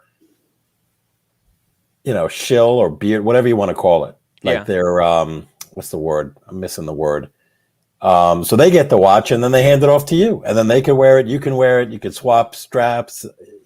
It's also I don't know. It's successful. It's going to be successful. It's so, like a piece that you have to maybe not. I mean, obviously you can set up a fake Instagram account for your wife or something like a decoy account, but they'll probably check how old that account is. I don't think they would fall for that. Like, I think this could be really because it's almost like an Easter egg hunt that you take your significant other on in order to get this, right? It's like, hey, here's an adventure that we can go on to together and we can try to get this watch. And what other brand did something like this? It's quite interesting. It could be an interesting experience. And then especially if you get one, it could be very exciting. Like, we got one. Yes. I don't know. Right? Yeah, I just think there's a few categories there. I don't even know what they mean because I haven't read this yet. Oh yeah. I said so. There's the look at first. this. Yeah, first category is for women. So number one, the people who have the priority is women who bought a Corona watch before, right? They get the first allocation, the first 10%, something like that. It's the contributors, right? Corona contributors. It doesn't say. Okay. The Corona. So that's like somebody who bought probably a watch. There's an explanation. Okay. So women who already bought one. But guys, by the way, make sure to upvote, like, subscribe, leave a comment, and hit the bell icon. And if you want to become a member, check out my membership program. But I was saying, so first it's going to go to the women, then to the women who bought a Corona. And they said there's only 5% of their customers are women. And they thought it was quite kind of disappointing. So they're going to give those women the priority. And then they're going to give it to people who already had one, who already bought a Corona watch. It doesn't matter if they're men or women. But if they're men, they have to find a designated, like, buyer. They have to refer a woman. The watch is not going to be for them. It's going to be for the woman that they refer. And then the third one, I think it's going to be a little bit for people who bought something from them, like anything. Like if you bought a strap-on from them, then you can be on the list. And then they're going to open up the floodgates at 30 for the final 30%. How did they come up to 3,088? I think it's because the number just looks like 3,088. Yeah. Oh, sorry, 388. Sorry. So there's going to be. So they have Angelic 300. number, right? Angelic number. Oh, is that the 388 angelic is an number? angelic. 388. I think it's. I think it rings a bell from my Catholic mother-in-law. 388 number meaning. Oh, love and respect. Oh, that's amazing. You're good. You're good. How did you know that? Yeah, angel number. I don't know if that's how they came up with the number. I No, remember it that is. from That's it. my Catholic mother-in-law. I googled it right here. No Googling. How are we going to What find do the you mean, answer? no googling? We're supposed to know that? I just confirmed it. I was supposed to know, but Ali called it. He said it's an angelic number. I was like, what? Let's ask Cars and Chrono. I lost. 38 is an independence. Oh, is it independence? Independence. Angel number. Where do you see that? Did he actually respond? Yeah. Being wise, a zodiac sign. Affinity, actual meaning and symbology, angel number. Oh, it's 8 is an 8. So there's also 88. 888 is like a Asian good luck number. Oh, it could be in Japan. It could mean something else. Not just Japan. Okay, I see it. I'm caught up on the Tim, chat. didn't you say strap on? Yes, the straps. The straps for your watch. They have beautiful strap-ons on the Corona. They make some. I like them. People didn't like them because of they're shaped like katanas. But Mr. GMT, I came into this conversation and heard women and strap-ons. What is going on? Hey, we're just talking about the Corona and who are eligible to buy. So it's women who bought strap-ons from Corona. By the way, let me show you their straps. They're beautiful. Well, maybe I think they're out of sale. They're out of stock probably. Let me show you. Cool Corona straps. Let me show you. Images. They look like bamboo. Oh, they have this one. So this was the previous model. It's hard to see. Huh? Damn it. These images are bad, but let's take a look at this one. You see that? Ooh. 1 second. It's loading slowly. You see that? It's pretty cool, right? Very, very interesting. Very high quality too. Oh, and you see it. You see how they got this kind of a katana, tonka blade shape at the end. They look very high quality, I gotta say. Maybe a little bit gimmicky. I don't know. Looks cool. Looks cool. All right. Let's go to the next topic. A venti, right? Yeah. All right. So I kind of previously predicted a little bit that these Aventi these basically these Asian markets, these new brands from Well, they're Asia. Australian. They're not Asian. They These have are an Australian. Asian movement. Yeah, they're Yeah. Australian. Yeah. I mean, look, they're kind of. Or they're maybe British. I don't know. I'm pretty sure they're Australian. If I'm I not thought they mistaken. were Malaysian.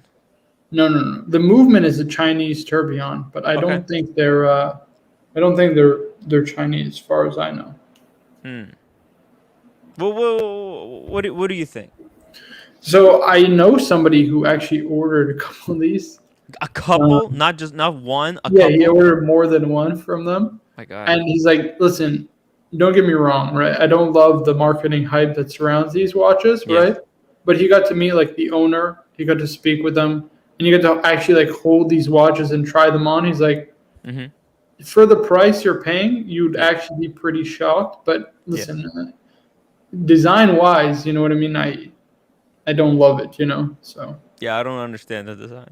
Somebody will have to explain it to me because, well, it's a sapphire case, right? well, yeah, I That's kind of the appeal, and then it's a tourbillon. And But why is it this weird shape? It's not a torno. It's some bar soap shape. Perth says he is considering buying one of these. He was on Bardsley's stream before this, right? And I actually joined Bardsley's stream to try to intervene. I think it's a terrible idea. But Perth, it was trying to buy one of these. he says he's very interested in buying one of these. It's a bad idea. Well, I mean, I just aesthetic. There's a lot of Yeah. reasons I don't like it. Yeah. Aside from the aesthetic, but I don't know enough about them. Like I opened a tab to look into it later, Yeah. but it looks like the blue one to me just looks hideous, but the clear one, it looks like it's just going to be a stain and discoloration nightmare.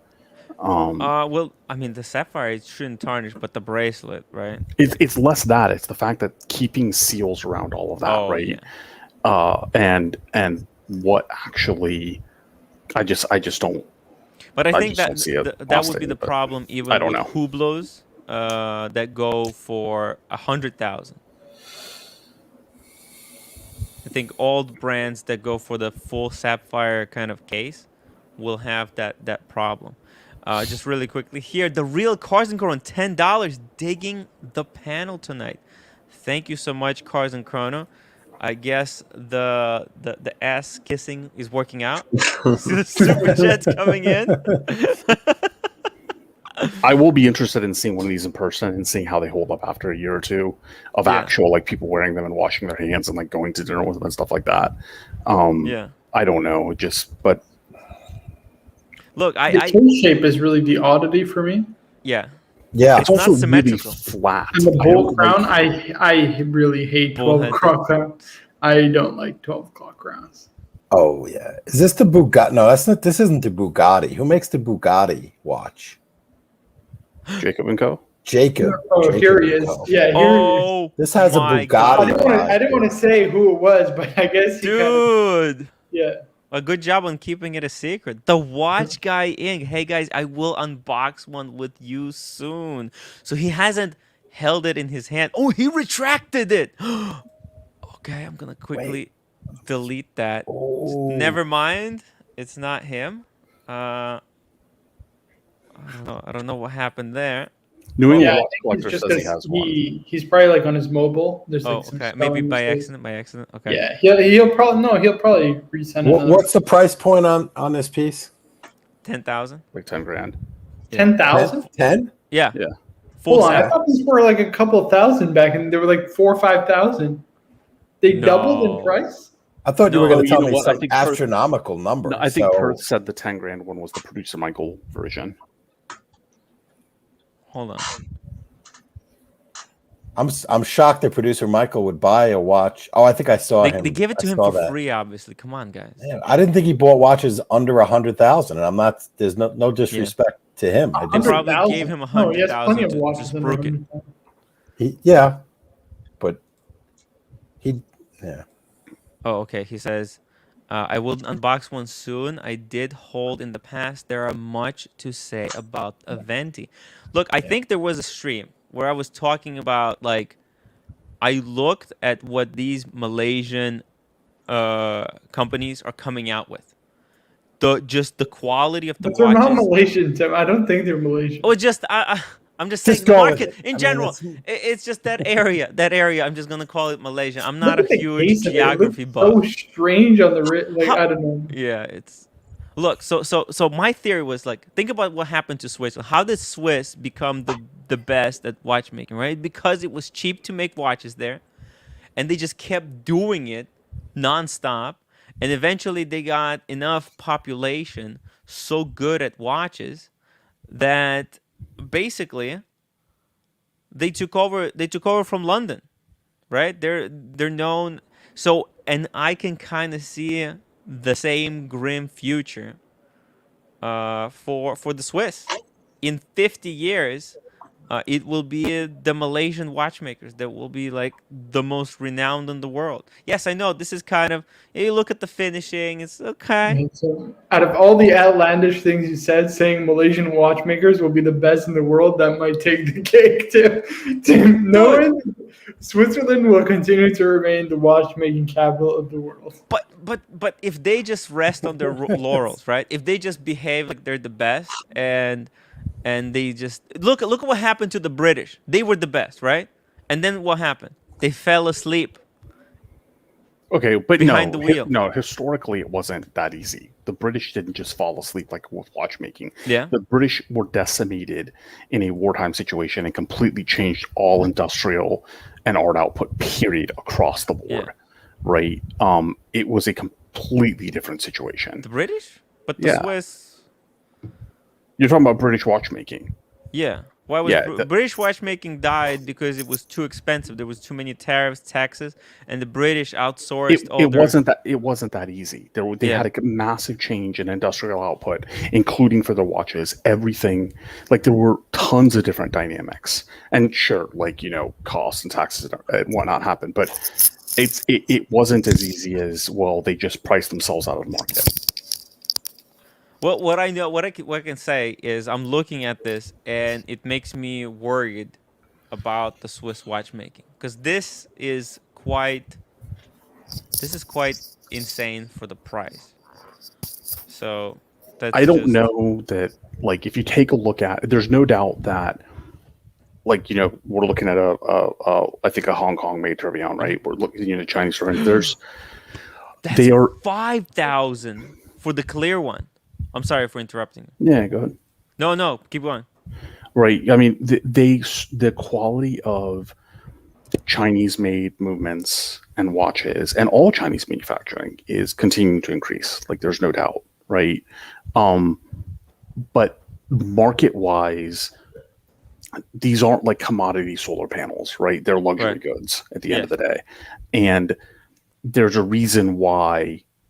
Even in those markets, they import. Vacheron is immensely popular in mainland China, and certain scotches are immensely popular in mainland China stuff. And vice versa in Western cultures.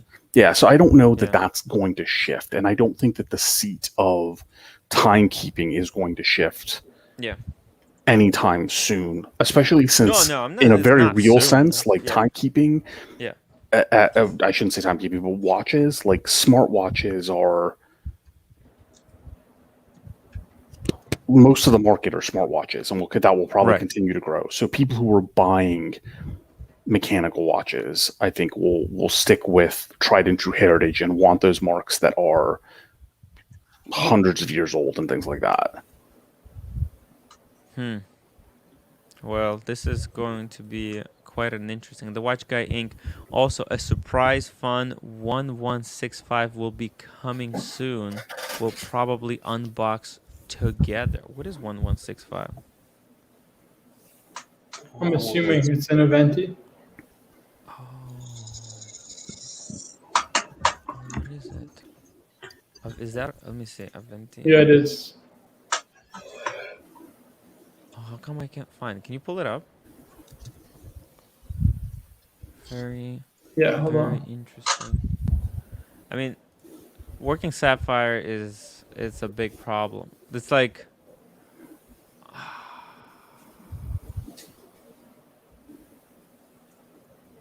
here's the thing. We might not like it. I mean, it's just like with everything. I'll tell you this. If you take a person on the street and you show them a watch that might be expensive, and you don't explain to them why it's expensive, they won't know that it's expensive. They will not appreciate it. It's all about the story.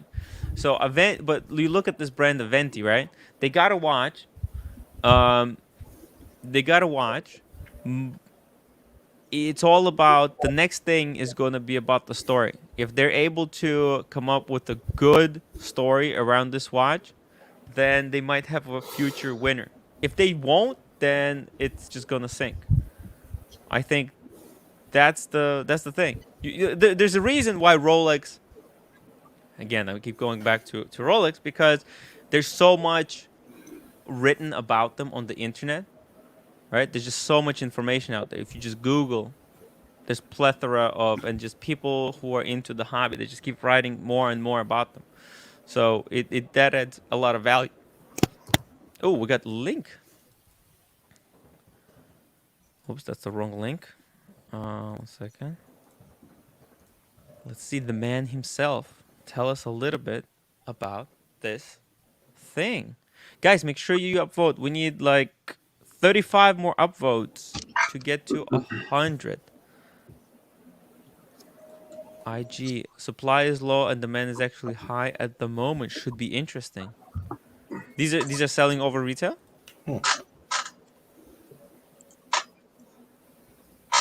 Yes, I think so, right? Yeah. In Canada, they're quite expensive. I think the blue one's selling for 23,000. 23,000. What the? Yeah, Corona. Yeah. What? Hello, the Hey, watch guys. guy. How's it going? How you doing? So Hold on. you got one of these? Yeah. Actually, I'm getting 3 of them. So here, let me explain to you about this company. Okay, I discovered this company about, I would say, 8 months ago, and I've been in touch with the owners, back and forth, and I learned a lot about what they're doing. To be honest with you, they're very smart the way they're handling the business itself. Okay. They're not doing what other, for example, companies manufacturing stuff in Asia and flooding the market with it. Yeah. So what they did, they went through a very detailed manufacturing process and a very stringent quality control, not just on the cases itself and on the watch itself, on the movement, even though, yeah, the first 2 models that they built and the ones that you see with the producer Michael, the movement is Chinese, but the way they are putting controls in place to calibrate the movement, the tourbillon movement, is phenomenal. They even shared with me what they're doing. Of course, they got some secrets, right? They don't share all that, but they shared with me some of the manufacturing process and the validation that they go through. To be honest with you, they reject a huge amount of these watches when they feel that the quality is not adequate. So anything that they produce and they ship to their customers, and you can't just order one and here you go, they send it to you. You have to go through a concierge meeting with one of the representatives. They have to vet you. They want to make sure that you are someone that they would like to sell you a watch. Why? Because they want to feel you can be part of the family with them at a long term. So the first, you have to go through that process with them, and then they can allocate a watch to you. You have the basic ones that they're made of titanium. Titanium is about $2,000. And the ones that they're basically like the one you see here, the blue one is about $10,000, and the white transparent one, it's all, yeah, you can see it here. This is sapphire, the white sapphire. And this is the $5,000. So this is the titanium. This is the raw titanium one you have here on the right. So I'm getting one of these, and I'm getting the sapphire one as well, and which I'll be happy to share with you. I did have one, hold one in my hand. It's very high quality. I've handled watches in my life, many watches, and this is top quality. Even the packaging, the boxing, it's all top quality. How'd you feel this about with the box. Sapphire one You know, the specifically? Rolex box will be really ashamed next to it. You know With the what? Sapphire one I did specifically, not how pull did a you feel Sapphire about? yet, Okay. but I can't wait to get it, to be honest with you. And the one I'm getting, actually, I'm getting the producer Michael model, which is the movement inside is dark. It's black. It's DLC. Yeah. So these guys, they're taking their watches to a different level. So right now, they went to Switzerland. They made basically contacts over there. They have their own watch designer, own watch manufacturer in Switzerland for the movement.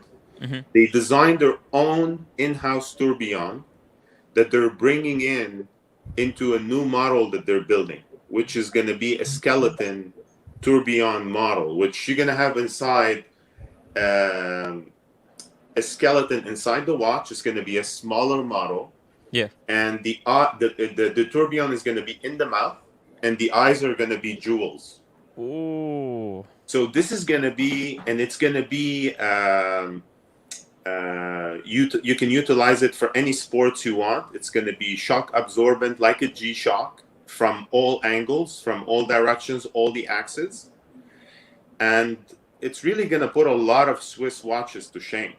Oh, look, I've been saying this. People say that I'm a little bit in the twilight zone, but I mean, I look at how good the watchmaking in the Asia is getting, and I am kind of a little bit worried for the Swiss manufacturers, because I mean, this is the kind of stuff that the Swiss manufacturer would make for 150,000. They're asking. We were just looking yesterday at the GPHD awards, right?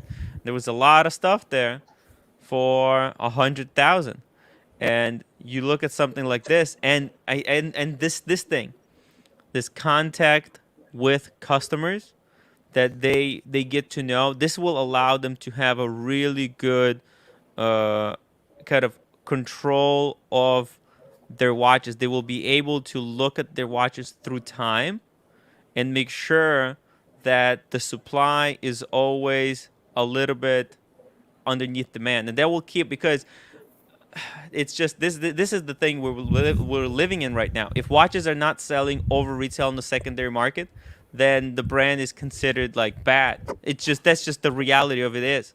That's exactly what I read in this whole strategy. Then, if you look at these watches that we're looking at right now, go see how much they're trading. They're trading double the amount. Okay. I opened somebody selling one on eBay for 8,500. And they're only going to go up in price. And when you look at the tourbillon, the skeleton tourbillon that they will produce, it's going to be selling for $10,000. Okay, under $10,000. But you cannot order it unless you're part of the family. They decided to treat it that way. Like, for example, if you already purchased several watches from them and you're part of the family, then they'll accept you to buy that tourbillon, the skeleton tourbillon. And this is how they're doing it. And they're keeping what they told me clearly. We want a company that's going to be fun to work at. We want to project that, we are innovators. We want to compete with the Swiss industry. And at the same time, we will do everything to protect the value of the watches you invest in. So if you buy a watch for 2K or 5K or 10K, they want to make sure that the retail value is always much higher, and they don't want flippers. So the minute they see that you flipped a watch, you're already automatically banned. Wow. They won't sell you a watch anymore. Wow. I mean, so the marketing approach, right, and the lifestyle brand approach, all that is sure. I mean, those are approaches that a lot of different types of luxury goods take. I still don't think, I'm not worried about Swiss watchmakers, because I still think it's a different type of buyer for high-end Swiss watches, especially high-end Swiss like tourbillons. I think it's fundamentally different. I don't like the aesthetic of those watches. I'm curious when the watch guy gets the Sapphire, from a materials perspective, actually keeping that properly sealed.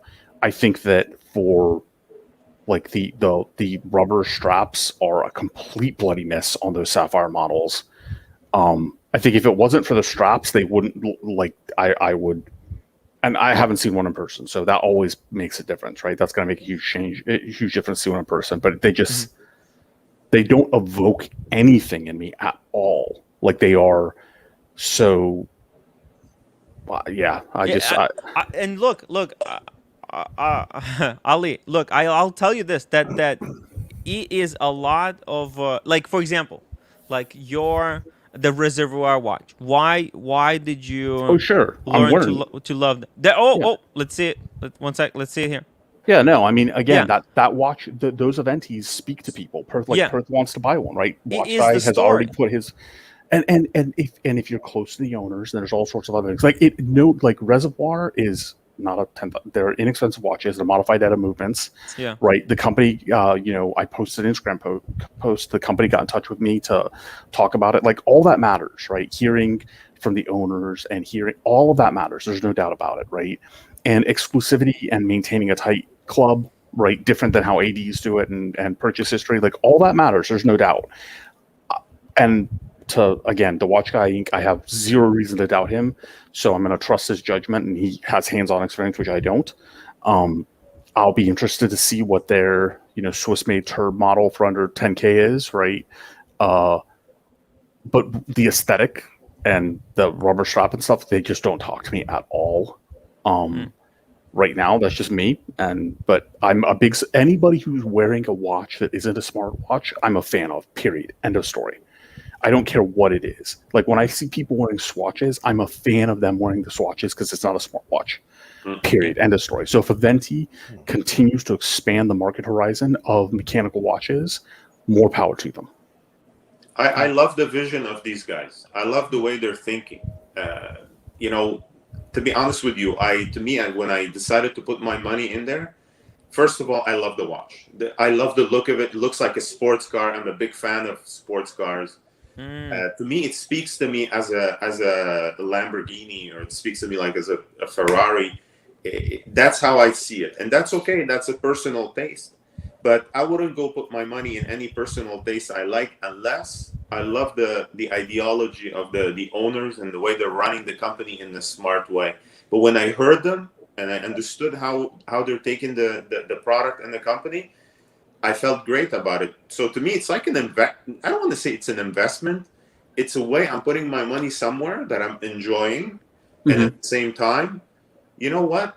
I like what I hear. So let's go forward with this and see how it goes. But I'm very confident that they're making the right moves to keep the brand looking great in front of in the marketplace, especially that they're building their own Swiss tourbillon now.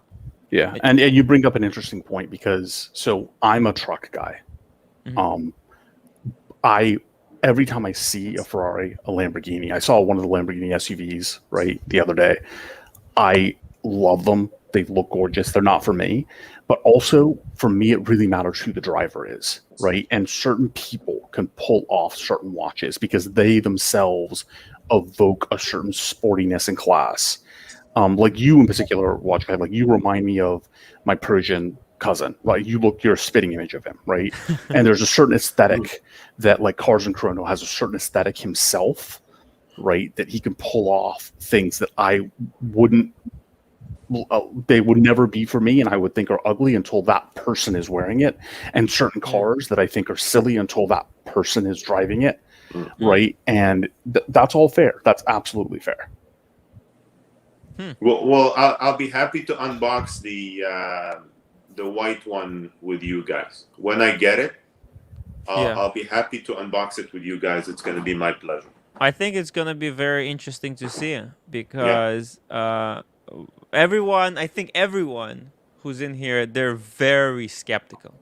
But you are entering on basically the ground floor. You're supporting the brand that might have an incredible future, or they might fail. But like it all depends on like what is their vision. And none of us here, I think, spoken with the brand representatives, with the owners, and seeing what they're planning in the future. But I think a lot of us would be surprised. You know, they got a lot of offer, and this is not something I'm revealing that it's not known. They talked about it in social media. They got a lot of offer from different, basically big retailers and distributors to mass produce their watches and invest with them and stuff like that. They refuse all that because they didn't want to bring that brand to be a fashion watch. They wanted to keep the control of it and control the image and the destination of the branding. And look, I love everything I heard. They really ticked all the boxes in my mind. And by the way, the 11665 earlier that I text you guys, it's not an Aventi. You have to look at the Rolex 1165 with the 2 missing digits at the end. Okay, gotcha. I thought we were talking Aventi, so I thought you were talking about an Aventi model. No, I just wanted to didn't think soon I'll be getting, but you're missing 2 digits at the end that I'll keep as a surprise. But I said it's going to be a lot of fun watch. Oh, it's going to be some kind of Daytona, right? By the looks of it. Oh, I know what it is. So say Daytona, it's going to be a lot of fun. You told me, right? You told me? Daytona. Yeah. But I can't reveal. I'm sworn to secrecy, guys. I'm sworn to secrecy. It's going to be full of colors, but I'll be happy to show you guys when I get it. I'll be getting it too. Full of colors. Rainbow Daytona. Oh my God. Keep some suspense. Keep some suspense. Perth Luxury, $2. How do I sign the exclusive unboxing rights? Exclusive. I'll send you the contract. Marco is our exclusive unboxing specialist. Perth Luxury, $2 unboxing on my stream on Saturday. Surprise, no hints. Nice. See, this is Perth is perfect at building up a little bit too much suspense. A little bit too much. Here we go. One second. So guys, I'm gonna run. I just wanted to jump in, talk to you a little bit about the Aventi watch because I heard you talking about it and I thought I can add some value. I'm gonna go back. I have some work to do for tomorrow, but before you leave, we have Sean W asking you if you bought it at retail. Which one? Well, your Aventis, obviously. Yeah. Retail. Yeah, retail, baby. From the company itself. Yep. Not 1, but 3. 3, yeah. Right? Good to see you and have a good productive night. Congratulations. Take care, man. Thank you. We'll unbox one together, okay? Cool. Okay. I'll read up on them before the unbox. Perfect. That's gonna be very cool. They are interesting, no question about it. I'm so impressed. I used to talk about tourbillons because that's such a as Tim said, tourbillon. Okay, you're starting at 100 and you go up. And China has these Chinese tourbillons, right? I know that they're not Swiss made, no history. And this is interesting to me because it sounds like their model is, dare I say, Richard Mille with the again, building exclusivity, talking to the owners. That's how he did it. Totally different. I don't want to confuse the 2 watches. I'm not saying that they're the same, but I was thinking when I looked at it, I'm like, is that $100,000 watch or is it a $1,000 watch, right? And then now we know where it is. Yeah. And if it's shock resistant and sporty, and you have to like the aesthetics though, otherwise it could be polarizing. You're either going to be drawn to that as a car person or not. Just like people are drawn to the Richard Mille, which I like the tonneau style of that, but it's a sporty watch. So if you're looking to wear something that's not a swatch, because I'd get a swatch. I mean, I wanted, I used to have them, and why not wear another one or get another one, or like a Casio or something like that. Sure. Now you can wear a watch that has a tourbillon, and you can play whatever sports or be active, or it's water resistant as well, I'm assuming. I think the skeleton is going to be. I'm not sure 100% if it's going to be water resistance, but I can circle back on that one. But I know it's going to be shock resistant from all from all axes. That's big. I think that's even bigger. Like you could have your diver watches for water sports and swimming and ocean and whatnot. But I don't know. I didn't ask that. But at the end of the day, for the movement, Captain, the difference between a Swiss movement and a Chinese movement is really the material the quality control, the decoration, and the how you regulate the watch. If let's say you take everything you do in Switzerland and you do the exact same in China, then you got an equivalent watch. So what these guys did, they took the know-how and they're executing the same process, very stringent process, step by step, with the very well calibrated regulation, and they don't release any watch that doesn't meet the highest standard, and they back their product. But what I like about what they did, they listened to the consumers, because everyone was criticizing them because the movement, the tourbillon itself, is made in China. So they went to Switzerland and they had the Swiss designer that built the movement in Switzerland, and they're gonna put it in the next watch. That I like a lot. So they decided that they want to go beyond and above, listen to the consumers, and build a product that has a Swiss movement inside. I love that.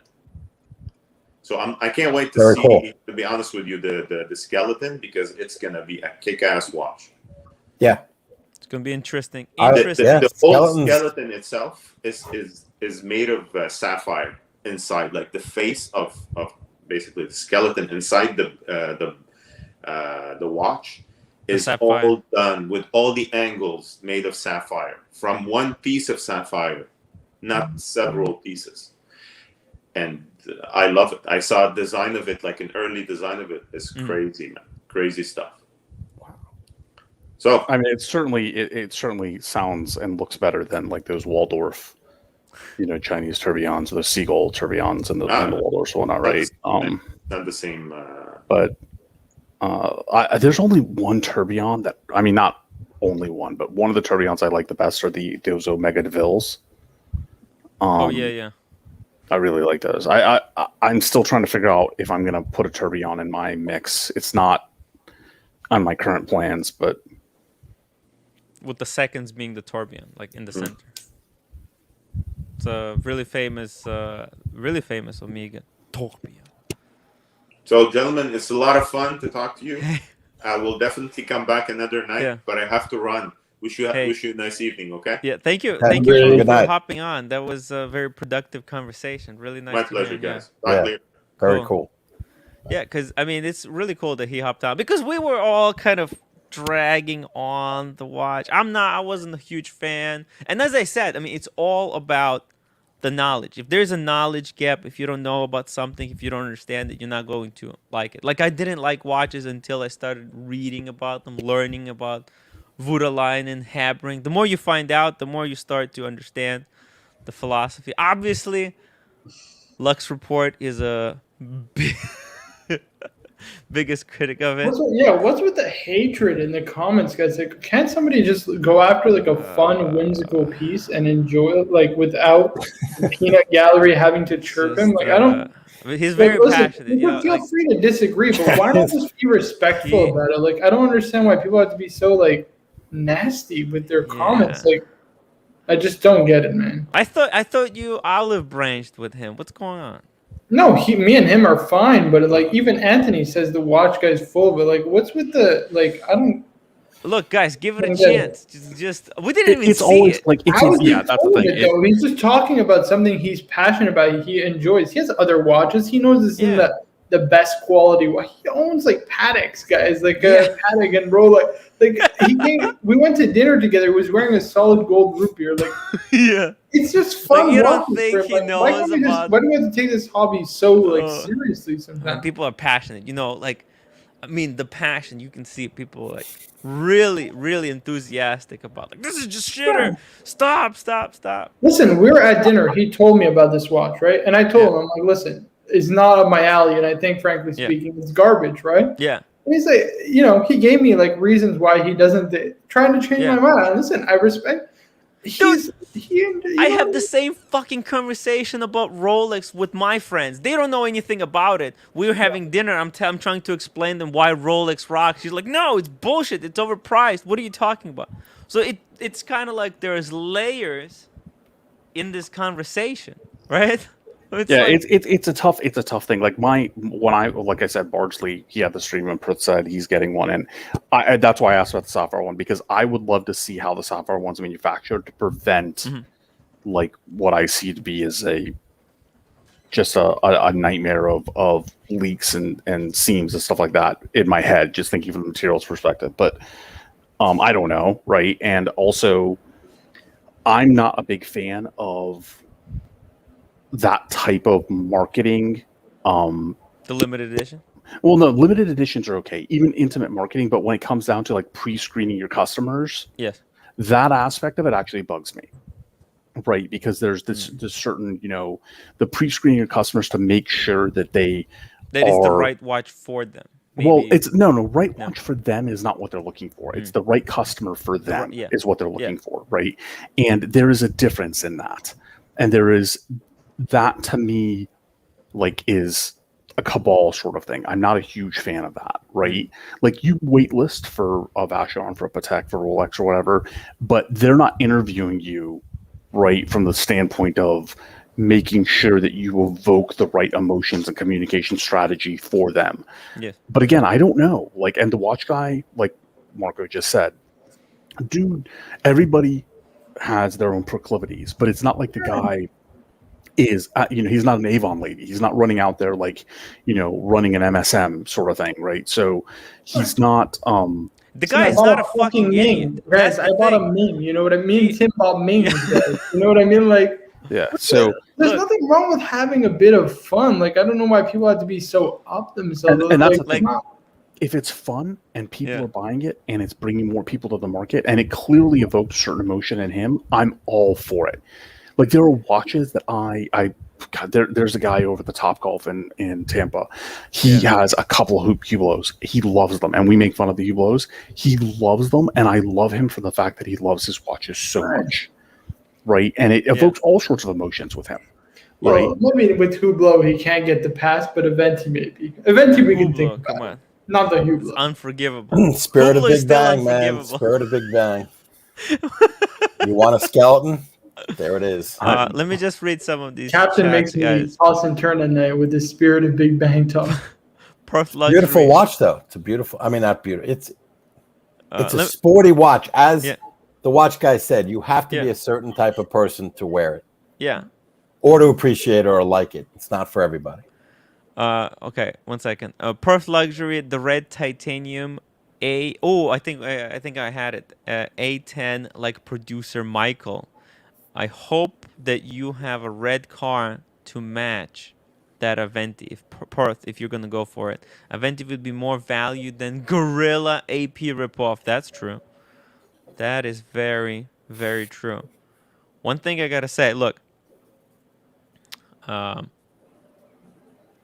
skepticism. You could be skeptical, but let's just sometimes, like, people are a little bit too skeptical, if I should say. Wait, this one.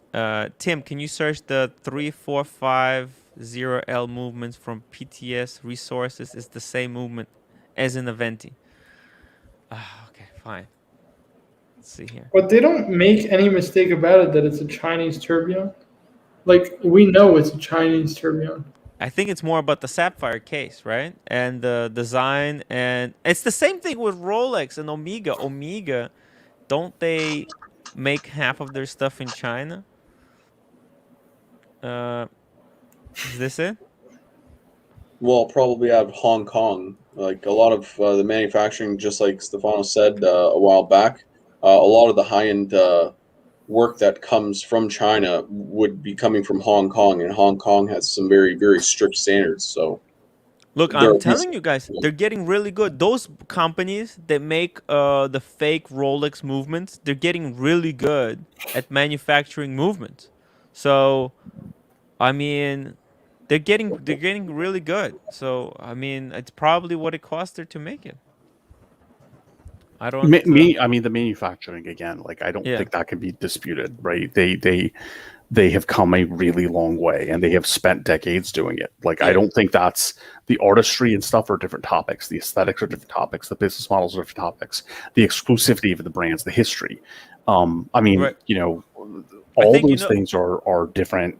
I think you know what the Different topics. disconnect here is that a lot of people, they don't like, you see this brand and it's selling over retail, and people go like, what the fuck? Like, nobody's allowed to have an over retail watch. That's only Rolex and Patek. Only Rolexes and Pateks should go over retail. That's it. And when they see Ming's going 4, 5, 6 times, like Marco says, over retail, they go like, what is happening? That's This the shouldn't 1709 be. in blue, guys. Yeah, it's like, this I'm shouldn't selling be. exclusively to the captain, exclusively to him. Yeah, because it makes The sense. price has gone up. It's 7x retail now. It's 7x now. It's 7 because it makes sense. I mean, because like Right from of first normal offer? person perspective, from normal Right of hobbyist first perspective, refusal. okay, it makes sense for a Pepsi go 2 times over retail because you were there when it was released. It was really hyped up, and it goes over twice. And it's such a historically important watch. Pan Am, I mean, it went through whole history. James Bond reference, got all these references, and this Ming comes in, just a cheapie, a nothing watch, and it sells for the same price as the freaking Pepsi. It's not a nothing watch here, Tim. Okay, well, to most people. So to me, it's exactly the opposite. To me, I still can't believe Rolexes sell as high as they do. Yeah. Right. But I understand why they do. I just can't believe that they do. It doesn't surprise me that some of these small market independent watches sell over retail, right? Again, the rarity, the exclusivity, all that definitely comes into play. But I don't, and Ming is controversial for more than one reason because a couple of them, fairly recent manufacturing missteps. Yeah. But I don't know. I want to see, he's getting a couple. I want to see the unboxings. I want to hear more about them. Like, I'm Let's interested. find out. Yeah, and tourbillons in particular, like there's zero purpose for a tourbillon other than the artistry of it. So whoever brings like beautiful artistry with tourbillons, I welcome them. Like I would like to see, and frankly, it will force Swiss makers to start producing more affordable tourbillons. And if affordable in their ranks are 30,000, 50,000, I'm still all for it, right? Yeah. Yeah. Perth Luxury, $2. Rolex have Chinese boxes. Do we still buy them? Yes, we do. And Mr. GMT, don't worry about a Venti. Just buy Ming. It's not as easy, man. Buying Ming is so Mr. hard. GMT has 37 spare Mings. He'll sell them at 6x. I mean, do you guys like think about how many watches are trading or selling over retail right now? Ooh, it's a lot. I mean, does that raise anyone's anyone's eyebrows or kind of get their every brand nowadays must have, that's their like mission. They're on the mission to have their watches selling over retail on the secondary market. I haven't watched an episode of The Gray Market in a while, and I liked it. It's because I'm watching your streams, right? Yeah. The three amigos and some of the other folks, right? Oh shit. The last episode of The Gray Market I actually saw was Adrian made a comment. I don't even think it was a Gray Market. I think it was like a watches and whiskey. He made a comment and he says, what we need to do as Gray Market dealers is we need to stay strong with the pricing. We need to keep the pricing strong, right? Yeah. And I heard that and I get why he says that, but to me, there is a lot of that going on. Like there is a lot of that going on that they keep the pricing where it's at, and there's a lot of internal pressure. That if somebody goes slightly off the reservation on pricing, they may lose access to other Gray Market dealers. Yeah, to dealer groups, right? Yes. I think that definitely has to play on. Oh, you're so right. Yeah. Play into some of it. Yeah. Wow. Yeah. They'll hold on as long as they can. I mean, because they have so much inventory as well. So Perth Luxury says $2. At least you can't buy 38 Aventis at once. LOL. And Sean W said, I prefer Aventi if they hired Tim. I prefer Aventi if they change their case design. I'm not even. Does it sound like I'm spruiking it? I'm doing this to my own detriment. I know that the viewers don't like Tim's a gone Venti. through a hell of a watch roller coaster Yeah. in this episode, right? Yeah. The Grand Seiko to the Parchi to the. Well, listen, Tim's tastes are evolving. I like it. Soon he'll be spruiking Kerry Voutilainen quicker than you know, Voutilainen. guy. It's evolving. Yes. Yes. Beyond the Rolex. A man can go crazy with just Rolex. Why do you think, guys, I'm so into so many conspiracy theories? It's the Rolexes. It's just they Marky, inflate sniffing your that ego. case. Oh, What's it in there, man? smells so good. It smells What like did you put in leather. there? Sorry? What'd you put in there? Is there some No, it coke? smells like leather, you know? It smells like leather. He's getting high off the leather smell. Ah, it just smells so Marco, good. do you like sniffing glue as well? I do. I actually used to love sniffing Rubber glue. cement? Sniff some of that, man. No, when I was a gasoline, kid, that's why and I'm I like like this secondhand now. smoke also. I like gasoline and secondhand smoke, Just which use is a bad. tobacco. But it Just reminds use a me of Secondhand tobacco smoke fragrance. smells better than actual smoking. Yeah, 100%. I'm telling you, Regrettably, secondhand smoke. I know, and now Where's Cars and Chrono? working on it. Yeah, He's loading up. he did a head Yeah, fake. where is he? Because I posted in the chat, like, because I was literally about to jump off right when he said Yeah. drop the link. So I'm like, oh man, just as I was about to go to sleep. He's now, calling like, up the stay Aventi off. I'm folks like, wait, right now. what? No, don't stay off. You got to jump on now. I don't know Yeah. what Wings is doing over there, but he looks awfully slouched and relaxed. Right. Yeah, I got Wings myself is a nice chair. chilling out. Wristwatch check. Anthony Napolitano. Ooh, I'm wearing my subby. Sub date. Marco, where's your wristwatch? Oh, no date. Oh, Cool spikers. I got the sub on, guys. on the chopping block. Forget the watch Omega. that's- I'm keeping the sub. The sub that's on the chopping block, man. That's trade bait right there. Highest bidder. so Are you cool. liking the sub, Marco? You said it, you didn't connect Not with it. really. I'll keep it. I'll keep it till I can afford a cord Navash. I'm moving up the stitching. You know what I mean? I'm moving up. Yeah, the so you wouldn't listen when we were saying weeks ago that Speedy was just the wrong choice for you. Mm. And then everyone else jumped on, and now you're. Maybe I'll get a 1942 Not like getting it. Toyota Mo. Maybe I have to get a 19. You should get a 1921. That's another good one. The next watch that I will. But I be getting prefer the probably going to be 1942. Ming. Yeah. But for me, the 1921 works better, right? I think I'd like the 1942 better personally Mm. I like because I that like the American. teardrop lugs. I like that it's steel. They're both manual wine, but I prefer the complication on it. You know what I mean? Yeah, Yep. I think I just prefer the 1942. Yeah, but should I get a 1921? That's the question. Dude, I told you before getting the Patek, get the 1921. You have a Porsche and you live in New York. Like, can you imagine a fall, spring, like even in the summer, you're wearing the 1921 on a drive with a Porsche? Like, man, that's literally the fantasy that I can't wait to live out one day.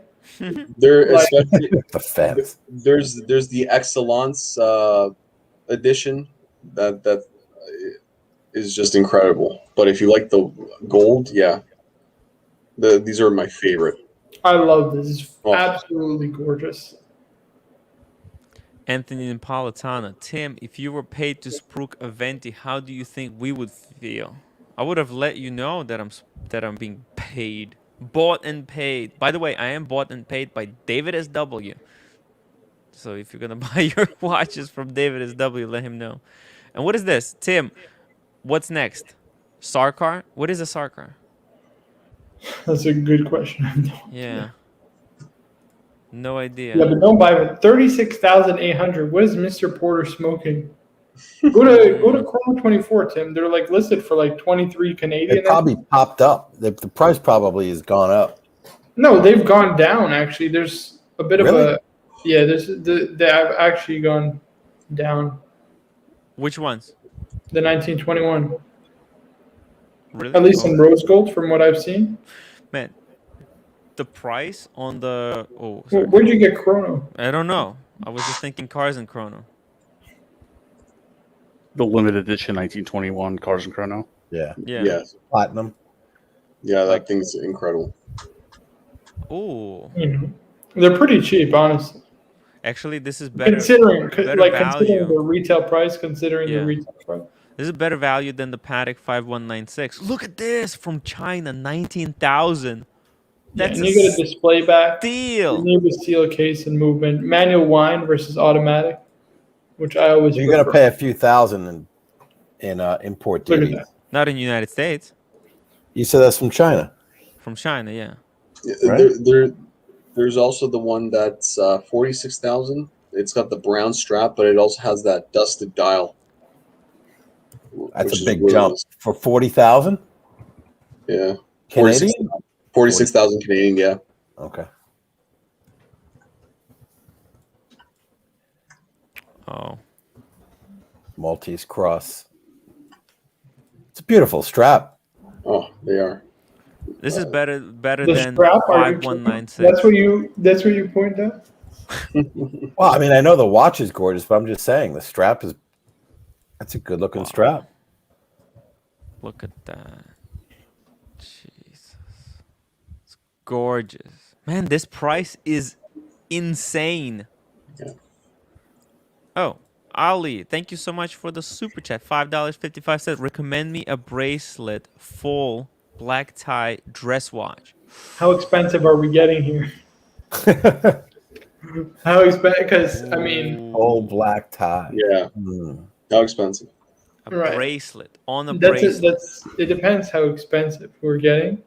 25 to 45 US. I'm going to throw out one because it's been on my mind when we were looking at the skeletons. Yeah. The cardio. So you can get like the Santos annual skeleton. calendar Patek, but they're a bit small for you. That's the problem. Like you've got a bigger wrist, right? Yeah. You get annual calendar Patek on a full brace. I think actually, not to spook it, but I'm pretty sure Nico has one. Hold on 1 second. Captain, what were you saying? Marco's going full dress. I hear what you said. Oh, but this is really expensive. This is 50,000. Never mind. I was saying the Cartier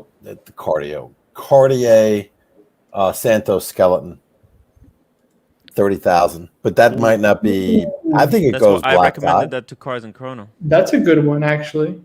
right? Actually, let JJ buy that from the AD. Then he can resell it to you, so he can play the AD games and go up on the wait list for the Panda. You know what I'm saying?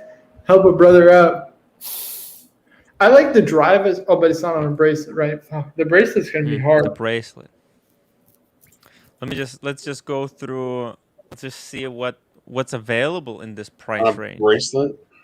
Yeah, but you can take off the minimum, Tim. The minimum 19. Yeah, take off the minimum. Oh, let's just keep it. Let's see. I mean, even your Royal Oaks are technically a dress watch, Can I right? make it only? Oh, I can make it Yep. gender. Gentleman. I don't look at them as like that's why I said full black tie. I don't look at them that way. That Santos is an interesting option. Yeah. I Yeah. actually never. Huh. What about this? 5085 Patek Neptune. No, that'll be way too small for him. That'll look tiny on his wrist. Oh, too. it's a dress. It's dress watch. Yeah, but Tim, it needs to be something that he could actually read the time on. Yeah, it can't look like I'm wearing a skittle on my wrist. Like, Exactly. It is going to look so small I on the just wrist. had to mention it. Oh. You know what I mean? There's gonna be a lot of Grand Seikos. Let's see. Oh, there's not that much, man. It's just Rolex in this price point. From David, at least. Yeah, so the only other one that I could think of is maybe Ooh. Bulgari, like go for an Octo Finissimo. that's the one I was thinking about. That's Yeah, the only yeah. one I can really think of on a bracelet. Otherwise, there's not that many options. Hello, Cars and Chrono. There he is. Wait, let's We do it can't this see way. him. Hey! Ooh, look at that. Oh, Hey, hello. A little bit late. It's cool. Cars. You It's know cool. when Cap was looking Nice, for his nice. next watch Oh, before nice. he bought the 6006, I told him, I'm like, listen, you drive a Porsche in New York. Like, just imagine yourself. This is what I'm Cap. This is what you're missing out on. Look at that. it's gorgeous. I can't. Sometimes you got to wait, let things marinate for a while. Maybe I need to get 3 pieces. Overseas 1921 and a quarter. And that one is so Oh, special. man. It's Is it? That's the Yeah. the special But that's edition. the problem. Cars. This is the Look at problem this that I said, right? This one is so special and so Oh. great compared to the rose gold or the other versions that I'm like, Oh man, are the rose gold versions even worth getting? I don't think so. Absolutely, man. I don't know, man. Captain, man. You have Sorry, no we can't. paddock. You got to go for the 21, bro. It's Oh. so comfortable on the wrist as well. Given you're also a car guy, you gotta. Yeah, a little bit. Not as big into obviously a ton more, but I enjoy it. I do. Yeah, absolutely. I like it. Hey, by the way, I got a little bit of jazz going as well. Again, I do Chet Baker. You see the pink vinyl on the Very cool. on the turntable. A little Pepto Let's vinyl see on the here. turntable. Here. Oh, one second. That's cool. Look at that. Match Sweet. Chet Baker. You see the cover as well. Yeah. Nice. Yeah.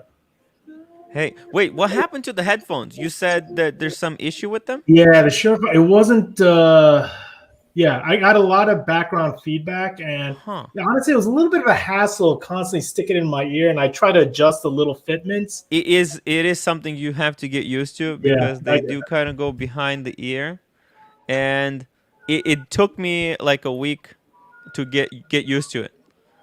Yeah. It's just it is the thing. But once you have it figured out, they really work. But hey, if maybe you know what? Maybe go for the ones that I have. Yeah, I guess just the only thing is I'm not like a professional, YouTuber or anything. So for me, just talking to my guys, it sounds like it's okay. I play a little background music occasionally. Yeah. So and those things are not cheap, man. So, no, they're freaking. So probably wasn't the best fit for me. Yeah, great recommendation, but I wonder how was their background noise? I think it was a weird hit. So I actually got in touch with customer service as well. Yeah. And I went through the fitments and whatnot, and basically maybe it was something with even this the mic and how I'm feeding it through the laptop, but it just wasn't worth me to kind of troubleshoot it. But but anyway, Captain 1921, man, it's calling for me. It is. And it's so comfortable on the wrist. That's the other thing about it. Just really quickly here, let me read this super chat. Perth Luxury, $2. Dear Snakes, screenshot this. Stream within the stream. Love you, Perth. Thank you so much. And also, what about this as a dress watch on the steel bracelet? No, not for me. Not that. No? A three-hander. These are actually pretty big, no? Well, that's the whole point. Like they're a little bit bigger. Dress watch. I mean, and it's a chronograph. That's not black tie, Tim. Yeah, I black tie is black tie. It can only be time only. Well. Yeah, I think Octo Finissimo, but man, you really considering getting an Octo? I think I like that Cartier that Captain suggested a little bit better. Right, yeah, but I don't know. I was just asking, right? It's a good panel to ask. Yeah. Because I'm going to replace the Royal Oak with the open work one, right? And then I'll have one more slot left. I've just got one slot left. Albert, you get the AP open work. Watch? It is, right? I think it is a Genta watch. I wouldn't get it if you're going to get that. You wouldn't get what the Cartier skeleton? Yeah, I mean, because you're getting you're right. If I get the open work, I wouldn't get that one. It's just it's the open work. It is a Gerald Genta. What? Yeah, so you'd be adding another Gerald Genta piece, right? That's incredible. That's interesting. Yeah, he should get a Zeit work. That's a perfect. Don't get a Zeit work. It's just the strap. He needs a steel strap. Zeitwerk. The Zeitwerk. That's GMT's watch. By the way, do you guys know inside Zeitwerk they actually have like a little fan to slow down the movement of the release when the power is released to jump the minutes and the hours. A fan? They got a little propeller. So it's a remotoire d'égalité. Yeah, when it snaps, it's like a brake. Yeah. It's crazy. Of course it is. What is it called? What did you say? A remotoire. There's a remotoire system. Okay, that's what the remotoire is. Okay, there you go. Remotoire. It's to be able to control the amount of because I mean now we know what a remotoire is. It's right, but it's used a little differently in this case. Okay. It's not the same. Yeah. It's pretty interesting the way they did it. CB, a wristwatch with a tux. I thought I learned cotillon. That was a no-go.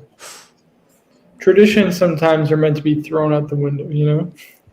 Mm. But technically, you are allowed to wear a watch. It's usually not on bracelet, to be fair. Usually it's time only, like not even a seconds or sub-seconds, and then very thin. Like it's got to be extremely thin.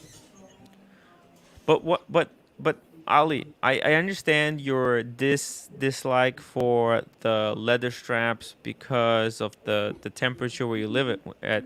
But if this is going to be a kind of a black tie event watch, you are not going to wear it like all the time, right? But yeah, I may go for a strap. I'm still thinking because I'm Persian, I'm hairy, like they annoy the hell out of me every time I wear a leather strap. Like so I just threw it out there. There's potential options, but I may end up going because the 1921 is the one that I'm really interested in for Vacheron. But there are so many nice like the sheer volume of beautiful dress watches, and Toyota's 1942. Like, oh god, like there's so many nice dress watches out there. It's the time to buy them. It's always the time to buy them. Always. It's always time to grind. It's always time to hustle. Another one. No, I'm just kidding. Let's hear Cars and Chrono. You were pretty vocal on the on the Aventi. Yeah, the Aventi. Yeah. So well, I think you guys read all my messages. I was actually I belong to this car club here in SoCal, and as you would think, a lot of car guys are into watches, and one of them actually had the Aventi. And again, so I get some of the feedback on the chat messages. Probably, they have some predisposed notions because of the movement and the branding, and maybe some skepticism around why it's a new kid on the block. It. But to me, it's very simple, man. It's about handling it. And I always talk about you got to put it in your hand. You got to handle it. You see if it speaks to you. I'll see immediately. So it's about maybe 5 guys of us. Every one of them probably had a very similar reaction to the folks in the comments. But the difference being is that they actually were handling. They were putting on the wrist. Yeah. They saw the size, the case size, the quality, the build, the fit and finish. And you know what? And that's why, I'm curious to see his unboxing, see, his take on it as well. Given, I think he said he had 3 pieces coming in. Yeah, and I'll keep an open mind on it. But yeah, it just didn't really speak to me. And again, 80-20, but 80% is the initial reaction. You could see around the room, it just didn't really connect for various reasons, right? Yeah, I think once I saw it pictured like next to a sports car, it kind of made a little bit more sense to me. Let me show you.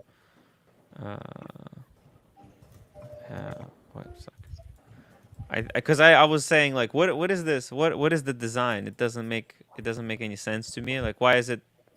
Are they going for Torno? Like, what's happening? But when they put it kind of behind the car, this image, I'm started a little bit understanding, what they're going for. It's a kind of a watch, and even like the traditional kind of looks like a maybe Lamborghini logo, Aventi. I'm not sure about what. It's got that script kind of. And then the angles. But if you look at all the different car models they're using in terms of the brand, right? So I think that's a McLaren, and they had I think an A12 super fast on one of them. So, and I don't still quite get the whole branding around how they're aligning these different pieces with the car behind it. And this is maybe what the watch guy can speak to. Yes.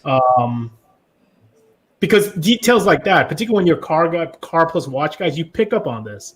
So when I saw that first piece on the homepage, it was in front of an A12 Superfast. I'm like, so where is the alignment? Where is the resonance there? And that was a little bit, something off. But again, I might be missing something as well. Yeah. In terms of the message. Just to add on top of that, like, I mean, if it's one brand that really does capture cars and timepiece as well, it's Roger Dubuis for me. I love that brand. Sure. Others may say no, it's this, that, and the other, but Their Aventador edition, their Excalibur series. I mean, they're quite something when you see them.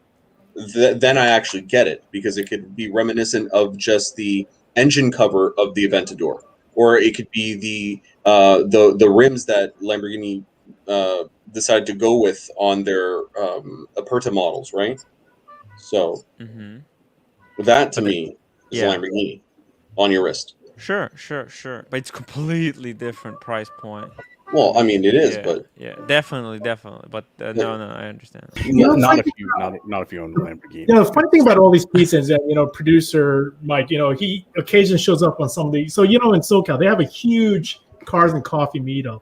Huh. But what's interesting is I've yet to meet a guy that actually owns, or even a lady that owns these vehicles that actually has like any of these watches that are aligned with the car brands. I've never once actually seen it. So it's not to say they're What do they usually wear? What did the cars actually pretty low key pieces, right? I mean, obviously Rolexes, some vintage, but it's you'd be surprised, like Omegas, a lot of Speedies. Actually, I'll see. Wow. I actually have a friend of mine. His name is Speedy Guidi on Instagram. Big Speedy guy, Speedy guy. But yeah, it's very low key. They're not. They're not like these over the top crazy timepieces. Even myself, whenever I go to these meetups, I'm not wearing anything really blingy or anything. It's usually either my Daytona or sometimes my 1921 as well. So it's funny, like they have this alignment with the car and watches, but at least it's just in my personal experience, I just you don't see many of these out there.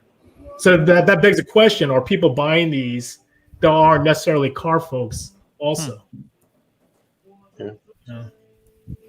I'm thinking, like in Miami, you're right. I don't see. Yeah, I don't think I've ever seen anybody wearing like the match watch card situation. Everybody's wearing Rollies. That's right, low key pieces like Rolex. Well, I think gold. Like I mean, right there. Sorry, go ahead. No, go ahead. Where's the watches? Go. No, but I mean, like, just seeing the movement now, you can see the engine brace of where it would be. The engine cover. You can see what would look like the transmission casing cover. Like this to me is really reminiscent of the car. Every other brand that tries to kind of put a spin on things car related, you're absolutely right. Cars and girls, like it doesn't work, and usually you never see them out in the wild. So. No. Like even the Jacob Co, that Bugatti. So I don't know. I know everybody likes to hate on Jacob Co, but I'd say when I saw that Bugatti, it's not Jacob Co. It's who does that Bugatti piece with the double Tourbillon? Yeah, with the it's called the Twin Turbo Furious. Yeah, it is. it's like Purell or something like that. Oh, there we go. Are we talking like Purnell? I think it's Purnell. Yeah, that's it. Yep. There it I'm is. like, in person, when you wind up that movement, it is pretty sick, though. Right? I mean, I get it. I understand it's not for everybody. But I'm telling you, when you see those little pistons moving, like going at it, oh my god, it was just like it is a little bit mind blowing, right? Mm-hmm. Like the detail and the way they actually designed it. Now I get it. It's a little bit over the top. Well, actually, quite over the top, but. Design wise, it's a Bugatti. I mean, that's like right. No expenses were spared on this one. This is next level stuff. When you see that, I actually posted on my Instagram once the movement. I mean, it's just really bonkers how they. I would love to take some pictures with my new macro lens of this thing, if I could get my hands on it. Oh yeah, I think I saw you earlier. So what's your go-to gear for photos, man? Well, I just did an unboxing video. Ooh, okay, it's nice. No, you go ahead. Go ahead, bro. Well, I'm just using. Yeah. Well, it was the R5 with the 15 to 35, but that's kind of this is only good for kind of vlogging, kind of shooting myself. But now I got this 100mm macro lens. So that's gonna be for the close-up shots of the watches. So that's gonna be my 2-piece combo meal deal for shooting watches, going from this point on. Yeah, that's it. R5. Yeah, those are some amazing. Actually, that's a pretty amazing rig. It's just a lot. Like again, I'm not a pro, so I don't need a rig like that. To me, like point and shoot, like a nice little Leica, Huh. the QP. Whew. Even that is like a little work of Nice. art. You know, they just released this Leica, Leica M, that's made of brass, but painted with black paint, not PVD, but painted with black paint. And it's like a limited edition to 100 pieces. And what they want to do is so that when you bang it around, the paint is gonna chip off, and it's going to look like those vintage Leicas. If you guys look up on the Black, internet, yeah. yeah, it's gonna age. It's like buying a brass watch, like that Tudor made completely of brass. Like a It's gonna fall patina. man. It's like Yeah. a fall patina. They just kind of trying to make it like kind of a modern aesthetic, but it's like old school as well. Yeah. Yeah. So I was so tempted, but it's just like blowing up my credit cards. Like that's not worth it. It's not worth it. So it is a heavy rig, but I do want to add. I will need to add a 70 to 200 to this rig for like city photography. That's like probably sometime way in the future. Maybe for my birthday or something like that. I don't know. But man, that's gonna be mandatory. And then I'm done. And then these lenses actually, my computer can't even handle the footage that this camera can take. So it really gives me a lot of flexibility. So later I can upgrade my computer. This is like for future, for next 10 years. I'm not upgrading anything. I'm done. So I think that's all you need, man. You know, because the reality is most folks, they can't ever take advantage of the rig they got, right?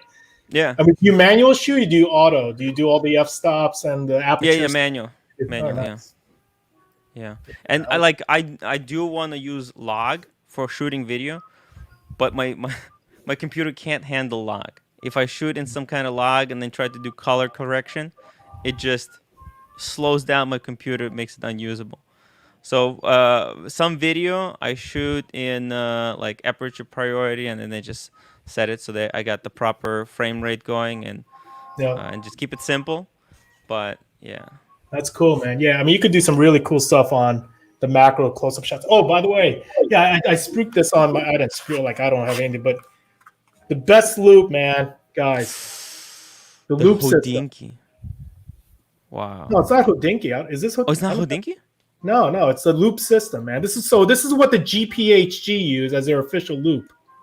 Oh, and what's amazing, take you back. So you know what's cool about this is like you can like compare it to like a traditional loop, right? So it's all about field of view, right? So I'm sure you guys have seen like the standard loops you put up to your eye. Yep. Beauty of this is you actually have a very wide frame of reference, and the other nice thing is it actually lights up, right? So the ring lights up. You can actually illuminate the piece. Wow. You can actually, there's attachments, there's dongles. You can attach this with your smartphone to take some really cool macro shots on it. It's called loop systems. Yeah, the loop system. I think I've seen this on Hodinkee. It was sold out. It's not cheap. It's not cheap. That I don't know. Yeah, it's not. It's definitely not. But it's worth. I mean, to me, I'm using this. I'm using this freebie right now. It's by Omega. They send these out for free. If you just email them, if you email Omega and you tell them I want the loop, they'll ship it to you. This is 2.5. Oh, what's the zoom on that one? Because this is 2.5 zoom. So it's a 6x. It's a 6x. Twice. Yeah, 6x. So it's a very wide. So basically, when you put it on, so like sometimes with the loops, it's very focused on a specific narrow field of view. Yeah, very shallow. Like you got like just a thin line. I think that's kind of the problem that the Watch Cardinal might have with the one I sent to him. Yeah. We can't hear you. Almost a grand. Can't hear you. Can't hear you. I've been muted this whole time. No, it's fine. Yeah. I just got to say the Rolex dial is under a loop. Yeah, okay. Yeah, I actually put my Casio under the loop earlier today. It's like, oh shit, this thing is filthy. It's like fucking dirty, man. But I'm gonna loop the tuner right now. Let me see what's going on. I wonder how a Historiques 1942 looks like under the loop. Oh man, I think it'll be pretty that's sick. just dust on the dust. I think I need to get it. I think Toyota Mo sold me on it. I think I need to get a VC in the collection. No more Omega Speedmasters. None of this bullshit. Guys, make sure you upload. Just get the VC then. Just get the VC. That's it. Which one do I get? Do I just wait for You the hold Corn? on to the The thing is, the Corn de Vache is it's a heavy piece. I'm not gonna get that for a couple of years, guys. The whole thing about the Corn de Vache, though, can I just give you my 2 cents on that? Sure. Is that all right? It's this guy. I understand why you like it. By the way, I'm a big fan of the Corn de Vache. I don't own one, but it's a little bit more, I would say, further on your journey. Exactly. Like, Right. Like the Speedy, man. It's a quintessential. I mean, come on. This is a serious piece. That's why, like, this I don't think the piece. even if I can afford it, I don't think I'm ready for a piece quite like this yet. That's the thing. Whew. This is end game kind of piece. Right. That's At the boss end fight. of your journey.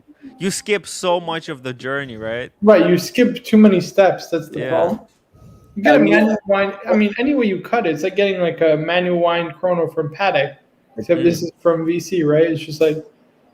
But also, you don't want to like put yourself out there to the point where you have no money for anything else, right? Yeah. Oh, because this you're gonna have to sell PAM. You're gonna have to sell sub and a whole bunch of other stuff. No, I'm keeping the Bruce Wayne and the PAM. It's I would sell the sub and then, add cash. But this is like 50,000 Canadian. This is not like we got Wings and Watches. We're discussing the projects, and you'll get it in a couple months. Like it takes like 5 years to get this, and then like. Whew. No, I was referring for like the 1942. The Corn de Vache is going to be like that. That's expensive. It's like that's why everything. You can pair the 1942 and the Corn de Vache. You know what I mean? That's a nice combo. So, cars, though, right? Were you saying that because of the price point, or were you saying that because of the style? Oh no, the style. Yeah, the price. I mean, I'm not even. Yeah, I mean, that's a whole separate conversation. I mean, you can make an argument around Rolex is why it might be overpriced at a certain age demographic, but I'm just saying more about the style. Yeah, and again, I saw a comment earlier. Is it an old man's watch? I mean, I don't know. I guess some folks could see it as a little bit classic. I would say more classic versus sporty, right? This is avant-garde. Old man? Are you kidding? I don't think this is old man at all. This might be old soul, but not old man. It's just so ridiculously pretty, man. It's so beautiful. You guys don't want me to start singing Neil Young. Yeah, we do. I know you do. I just don't know if I'm ready to do it right now. I blame Toyota Mo. Toyota Mo has put me in this conundrum now. But didn't Toyota also pick up a piece recently? Yeah, he picked up the 1942. That's the triple calendar. Okay. Right. That's right. Wow, he actually did it. With the That's red what accents, and our it is steps. gorgeous. It's Wow. really nice.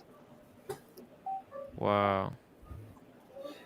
Yeah, I would argue that this is obviously sportier than the other one. Which The one? 1942. Yeah, 1942 is a pure dress watch. I like this picture.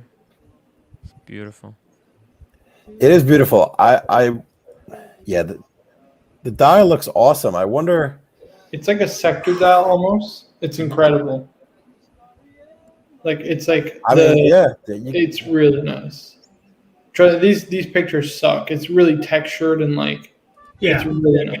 Pictures never. Yeah, these pictures. This is the most important part right here. You know what movement that is, Tim? Come on, you know this movement. Valjoux. Look at that column wheel, man. This is a 2310, Tim. It's the 321 movement. Lamagna 2310. Oh, Lamagna. Yeah. Do you know who created Lamagna? Lamagna? No, I'm just kidding. Lamagna. Well, they supplied movement. Hey, no, hands up, man. Who created You stumped me. I actually don't know. That's actually a good question. I don't even know. You stumped me. No idea. Piguet, man. Piguet's cousin. Oh Piquet's cousin. Frederic Piquet. Yep. Wait, so who is that? Frederic His Piquet. cousin actually Wow. Is created it Antoinette Piquet? Is it like, I don't know. So Audemar's cousin, man. Man, the Piquet. Is that true? It's true. It's 100% true. Man, the Piquet Wow. family has they I'm not have making their this shit up, they man. have their. I don't think you were. I didn't think you were. You stumped the Cardinal, man. That is almost impossible. I mean, it's not about. I'm just saying. There's No, I What do know. you think? I'm researching the history of the Le Mans 2310. Come on, guys. So, but what's the situation? Why isn't it like popular right now? Why isn't more watch brands use this movement? Well, quite a few problem? brands use it. Omega's using it. In Blancpain. what? And actually, no. Well, the problem is this movement is only owned by Vacheron has the exclusive rights to this movement. Oh. Yeah, so they bought the rights to this movement. Oh, So that's nobody else is nasty. actually allowed to use it, apart from Omega. If I'm not mistaken, they got like probably some permission. They paid Vacheron, I'm sure, to be able to use it. But yeah, it's been used in a lot of chronographs. Like the Patek 5070 had this. Yeah. The Roger Dubuis Homage chronographs had this. The Breguet chronographs, like the 3237 and the 5237, had this. I mean, it's probably the most famous chrono. You can probably back me up on this. Probably the most famous man and wine chrono movement. It's up. Yeah, it's definitely up there. I would. Yeah. Yeah. Besides the Valjoux automatic, that's probably the most famous. Valjoux 7750, 7750. But this is probably second. I would say this is probably second. Most people know it as the 321 movement. Most people know it's 321. Yeah. Bourbon Hard, watch Cardinal. The Omega MK40 has a triple date and a Valjoux 7750 base. Two birds with one stone. No. Alex, VC 1921 versus 1955. 21, baby. 21. All the way for the win. No way. Can't Yeah. compare. Doesn't even come close. Toyota, I'm going to wear the 1942 in any occasion. I want value. Wear it in good health. Mm, Wear it Absolutely. in good health. there you That's a go. hell of a watch to wear on any occasion. Wow. I love the fact, and this is conceited as hell, I think, but I love the fact that Toyota Mo, right? That name, Vacheron 1942. Like I just love that. You know how I actually was turned on to that watch was not turned on. Geez, how I became familiar with that watch was the movement is the caliber 4400, which is also in the 1921. That's the base movement, and that movement is very, very well regarded by my favorite independent watchmaker, Kerry Voutilainen. Yeah, he actually reviewed this movement. He's very fond of it. He likes the fact that there's interior angles. The finishing is really good. You have to see this in person. I'm telling you, this movement is spectacular. I'm so sad my AD in Montreal, the only Vacheron AD in Montreal is gone now, so I can't see any Vacheron pieces anymore. Mm.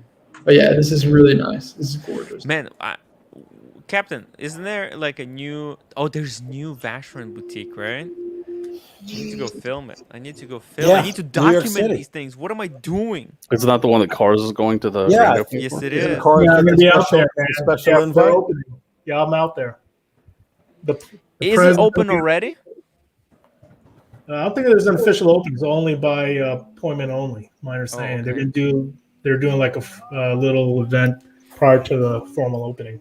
Maybe I'm gonna try to sneak in, run and gun some outside. Take a, sneak peek. You should come with Rich, man. Yeah, that would be a great live stream, Tim. If Part you were 3 live outside, stream. and Try to then you- crash the Vacheron party. yeah, just accost everybody who's going in there. Just be like, whoa, hold on, and then get interviews. What are you wearing? What do you think about Vacheron? Like, Cars and Corona. you know could how do a better drunk I have job. to be to do that? I don't think. No, you could do that. You would do that sober. I think. I think after two beers, and then I might do something like one Irish car bomb.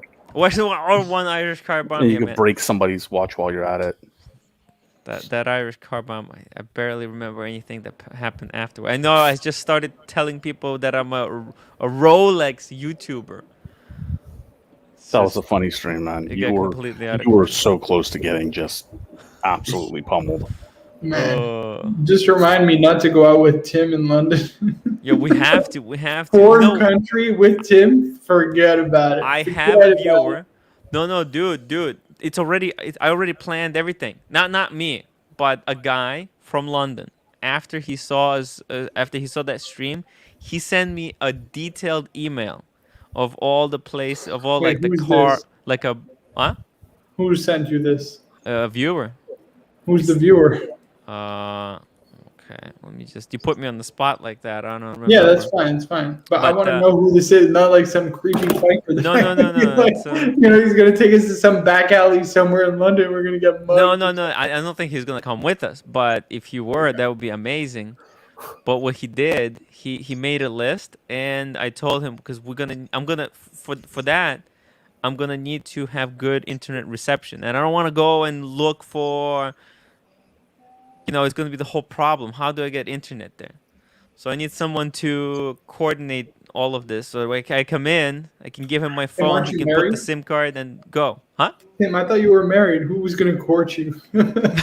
Sorry, I'm just kidding. No, but if I'm gonna do it, you know, I don't know how their tariff, you know, how their prices work. How like if you come to New York, you're a wristwatch celebrity on YouTube. Yes, but I need high-speed internet, unlimited data for a week. By the way, Tim, if we're in London together, do not start asking for freebies like you did that night. You're not getting any freebies. I'm all about freebies, man. I'm a broke YouTuber. What are you talking about? I have to. Tim's wife just put X. Yeah, the broke YouTuber with the unboxing of the PS5. A broke single YouTuber. Broke single YouTuber, nice. By the way, she's pretty angry at me for going to London. Why she wasn't so angry, but the closer it gets to the date, she's like, "What the fuck?" Member of local crime syndicate looking to lift your watches, Marco. Don't take the bait. Well, I'm just bringing the G-Shock, to be honest. I'm going to bring the G-Shock. The community demands Bruce Wayne. Are you out of your fucking mind, Tim? I am speaking the truth. And I'm going to bring this. This was given to me by a viewer. Oh. I'm going to bring both of these. That's a good one. Two shitters. I'm still waiting for and one shitter and one God tier watch. Guys, I got to be careful. But yeah. By the way, cheers. Tim, you are crazy if you really think I'm going to bring, what's it called? The Bruce Wayne to London? No way. To. Right? I have to? You have to. The community wants to see the watch. I want to touch it. I want to fondle your watch, so to speak. Fondle? Yeah. I want to turn its bezel. It's some form of Ukrainian foreplay. No, but I want to see the infamous Bruce Wayne. I gotta be honest with you guys. Fury says, I enjoyed the stream from the other day with you and Rich drinking, but Tim, a couple of things are unclear to me. Do you have a Korean wife? And were you wearing a 12K Rolex that night? Yeah, well, the sub date. That's like a 12K now. Right? I think he was being facetious because you spent like 45 minutes of the stream telling everybody you had a Korean wife and a 12K Rolex. Hey, can I ask a question to the panel and maybe the community as well? Yes. So let me ask you guys. So 2 questions. We'll start with the first one, right? Let's make this a little fun. So when you get up in the morning, do you match your watch the outfit or the other way around? I personally, I just go with everyone is running still in the morning.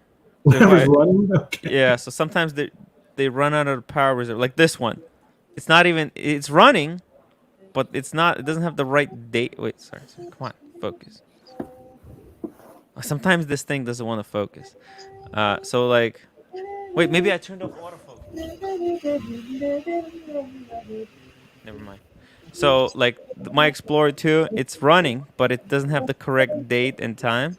So I'm not gonna wear that. But the Submariner was still running from the night with Rich, so I put this on. Yeah. And then I was taking a picture of the Explorer 1 during the day, so I set it 10 to 10. Okay, so now it's running, but the time is not correct because I was taking pictures of it. All right, so you do put some thought into it. How about the rest of you? You guys, do you give it a shot or no? some people may not even care. They couldn't care less. I roll out of bed and into bed with one of the Casios, right? The first watch of the day and the last watch of the day for me is always a G-Shock. I do the school run and those type of things, and then I match my watch to whatever my client or business goals are that day. Like for me, it is a specific mentality I want to be in that day. Wow. Oh, by the way, that's a lot. That's deep, man. That's fuck. I like it. It's like there's an alpha watch. There's a cool. I'm feeling you want to beta feel today. like a Let me put on badass? my. What are you? I'm here to kick ass. Let's go. Actually, I did choose the Submariner to go into that rainstorm. So I did. Oh, you did? Okay, well, that's good. Yeah, That's good planning. I was thinking like, what do I wear in the storm? Can't go with the Explorer 1, too small. Won't be able to see it when it's wet. Explorer 2 doesn't really make sense. Rich already saw this one. Let's go with the most waterproof. Boom. Because I knew I'm going to be soaking wet. So I didn't want to take any risk. What I try to do. I'm sorry. Go ahead. No, you could go. Go ahead. Okay. So what I try to do is have kind of a rotation. So if a watch, and it happens to be the Patek, hasn't been getting a lot of wrist time, and I really need to wear the watch, right? Because how do you know if you're going to fall in love with it or like it's a keeper for long term if you don't wear it? So I try to pick a watch if it hasn't been in the rotation. I try to pick that watch and wear it like almost every day for, let's say, a week. But then within that, you could have occasions where I don't want to wear the dress watch. Like today I wore it and I'm in jeans and this shirt, but I went into the office, nobody's there, but I'm like, let me wear it and see how it's going to feel when I go into the office, how I'm feeling with it on. There's one like watch guy at work who he did the whole journey and then he went back to like micro brands. Like, so he's kind of a retired guy, but so I try to wear the watch as much as I can. And then I'll know if I really like it, because I think, Cars, you may have mentioned this too. Like you really, get to know a piece, the good, the bad, the ugly. And then I guess over time you may enjoy it more, or it just may not be in the rotation. And then I think it's time to move on for that piece, unless, I collect watches. Like I don't really flip watches or anything like that. So it would have to be a few years before I said, okay, I can now move on from this piece. Yeah. Cool. So, Mr. GMT, $2 super chat. More sex talk. What is going on with your time? Thank you so much. The watch guy reminds us to, guys, please upvote. Let's get to 100. Just please. We're almost there. Roar of the Tiger says, good night, gentlemen. You too, Tim. Okay. In the words of Popeye the Sailor, I can't stand no more. And Popeye says hello. Okay. There we go. I'm just going to do another 8 minutes because it's going to be 1 a.m. for me because I have a huge morning tomorrow. And just to answer your question, Cars, my Speedy just coincidentally matches my ride. So I'm pleasantly surprised. It's actually great. That's awesome. What is your ride again? Seneca? Huh? What is your ride again? Seneca, what's the number? The what? The Seneca. No. What's Seneca? Your plane. The Cessna? No. Cessna. My actual daily car. Like it's gray with black contrast, so it actually matches, which is nice. That's the beauty of black dial watches. It kind of goes with everything, I only have black dial watches. Yeah. The Cessna. You don't have to think about these things. Yeah. That one's white and red. So. Alex Wajahog, Tim, what happened to the Korean guy with the two-tone Explorer? Can you freaking believe that? The two-tone Explorer. Did he ever contact you since that night? No, I think he's still kind of creeped out that I kissed him on the head.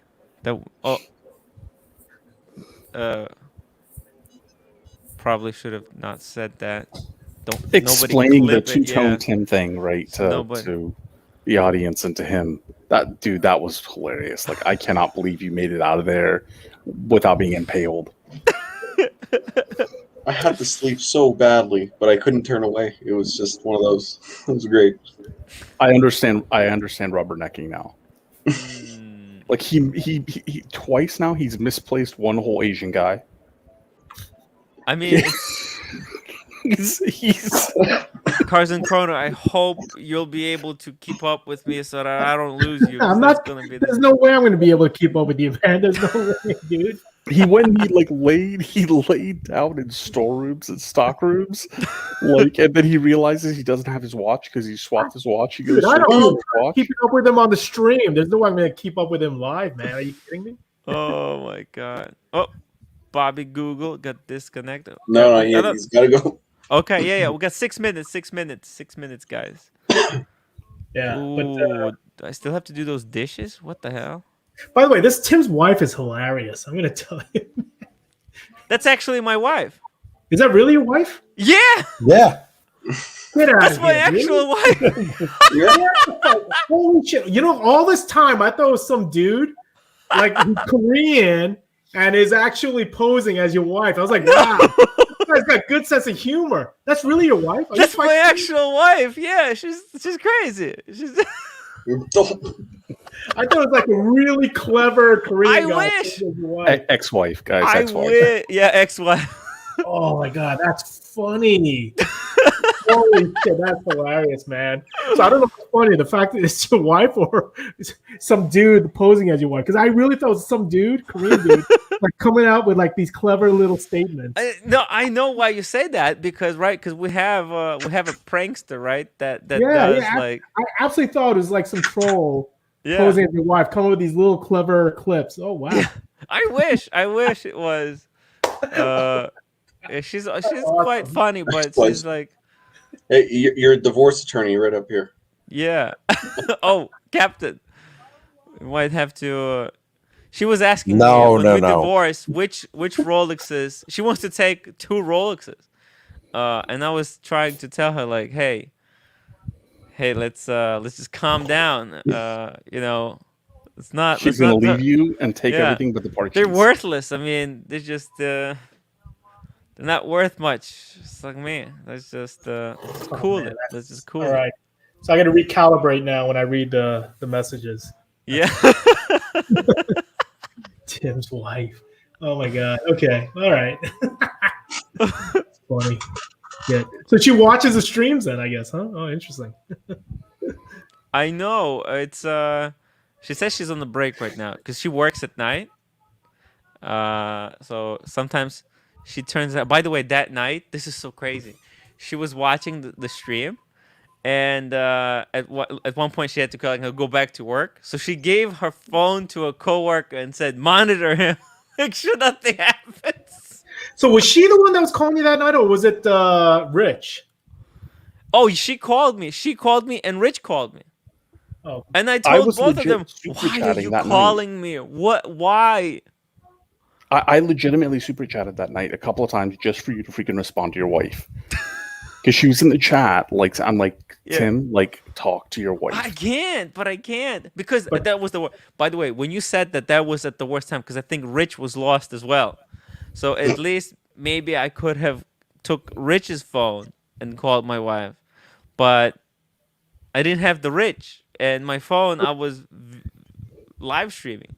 So can I just make one observation from that stream? So number one, my wife was actually watching for a bit, and she was actually glued. And I asked her, "Man, why are you watching?" She's like, "I just want to see what the hell's gonna happen next." It was such a shit show. She was just curious. Like it was like, "Oh, you don't know what's gonna happen next." But the other second thing, there was an Asian guy in there. That there's one guy who said, "Hey, you should tell me when you're."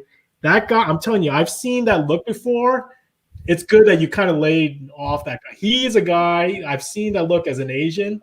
Yeah, he was a guy that would absolutely have gone a little sideways. Oh, and you saw he was singing as well. And every time you point the camera at him, he turned around.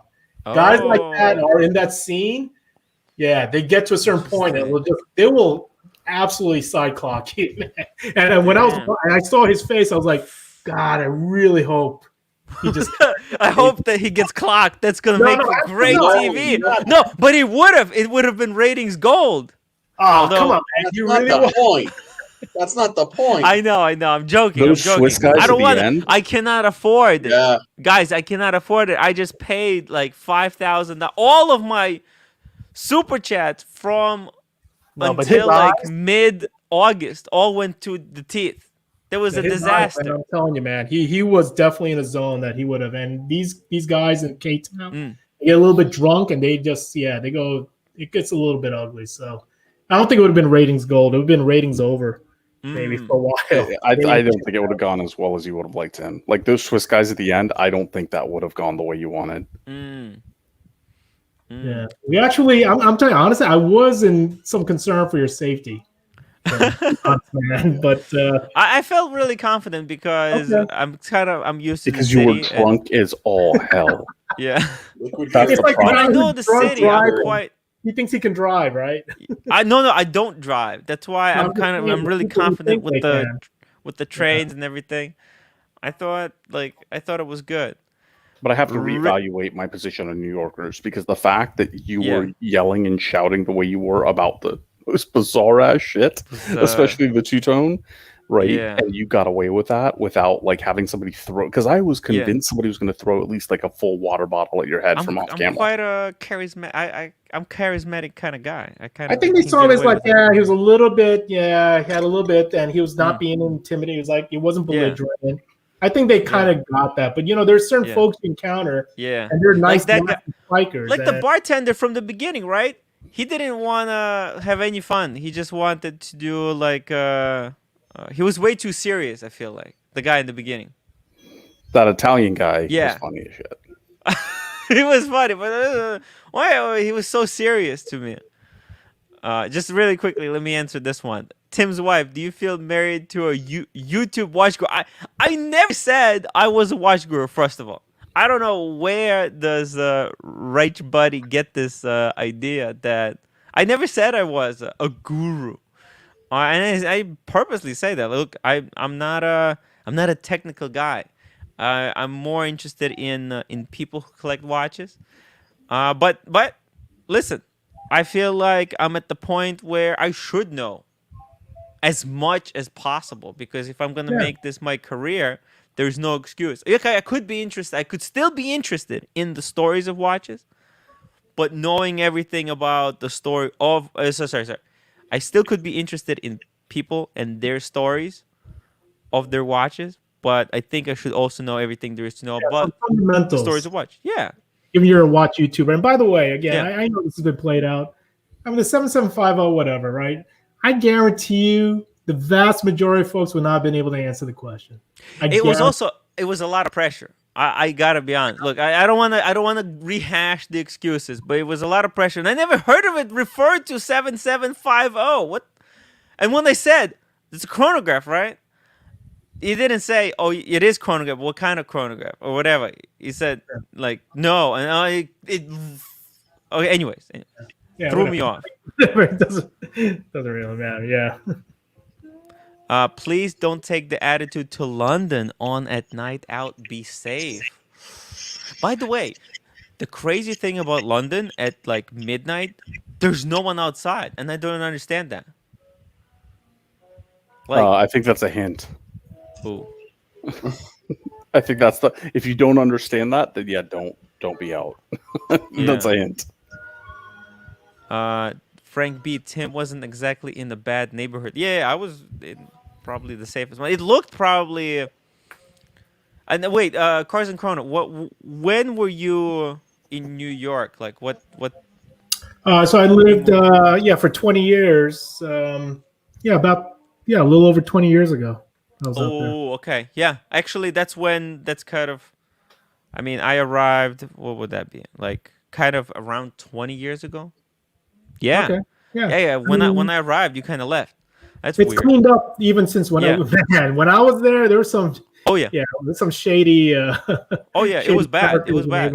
Yeah. And I remember when we had high school graduation, we were at the celebration was at a restaurant that was in one of like bad neighborhoods, and me and my friends, we were kind of running away from there.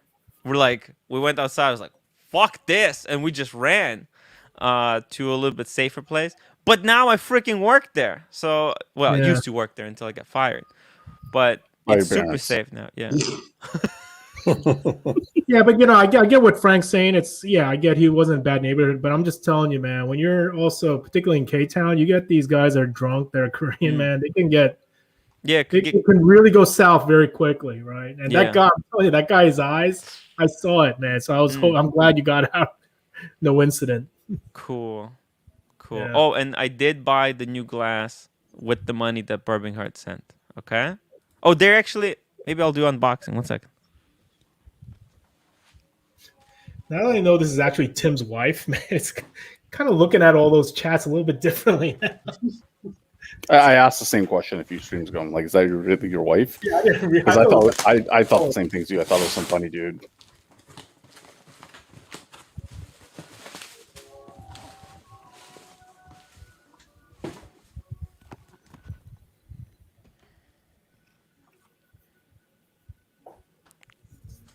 So on that night that I had Rich over, I broke glass. I broke one glass, and Birmingham sent the super chat to buy the replacement. So here it is. Ta-da!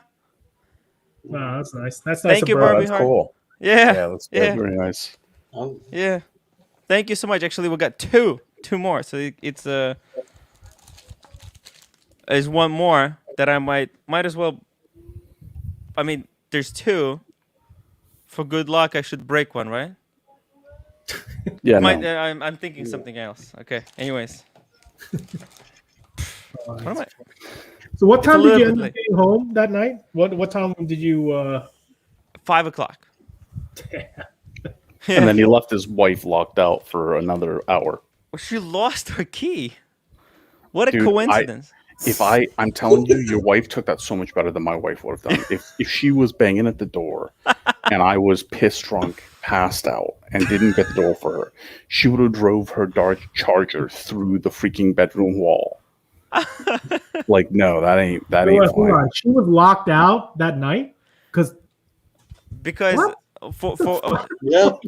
And she's Korean, right? Just to be clear, right? Yeah, she was mad. Yes, I don't think she's Korean, man. I don't think she's Korean, too. I made the copy. I made the copy of the key today. They're gonna send it in the mail. Oh, and to be fair, he did get a super slap. I did, yeah. So forget about super slap. Call about super exit, man. Super next life, man. Tim S says, I just realized that Tim broke a glass on each of his last 2 Rich streams. That's a fact. Tim S was really paying attention. Because when I got the Irish car bomb, I broke the glass. Well, all I'll say, man, you actually did surpass your first stream.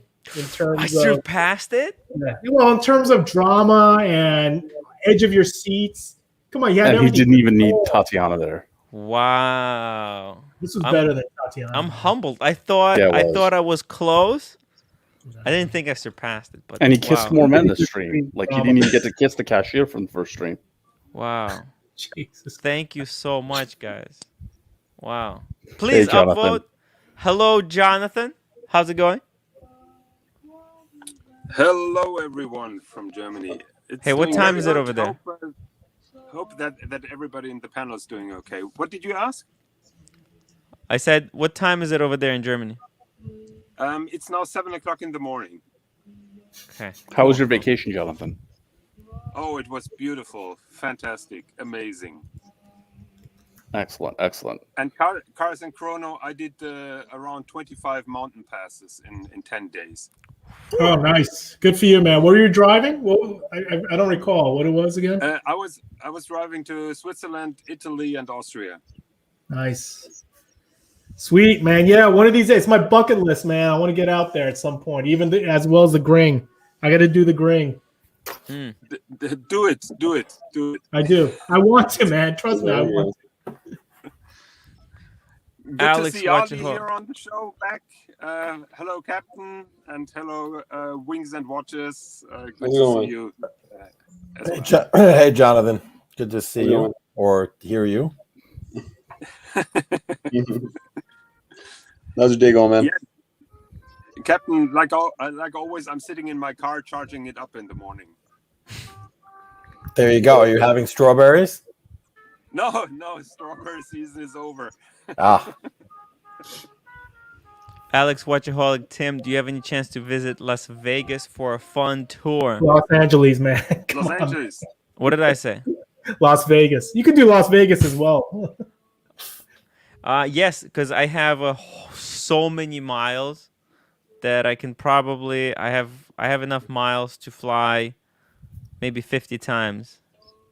It's crazy. I want to do a lot of these hikes. I want to do like fly to a city, do a hike, and then do like a night out. That would be really fun. Yeah, that'd be really cool. And Fury says one of the few times that a sequel surpasses the first installment. Pressure is on you for a great part 3. It's gonna be like that. It's the Hangover movie, right? All right, but guys, I have to end the stream. If anybody else wants to stay a little bit longer on the after show.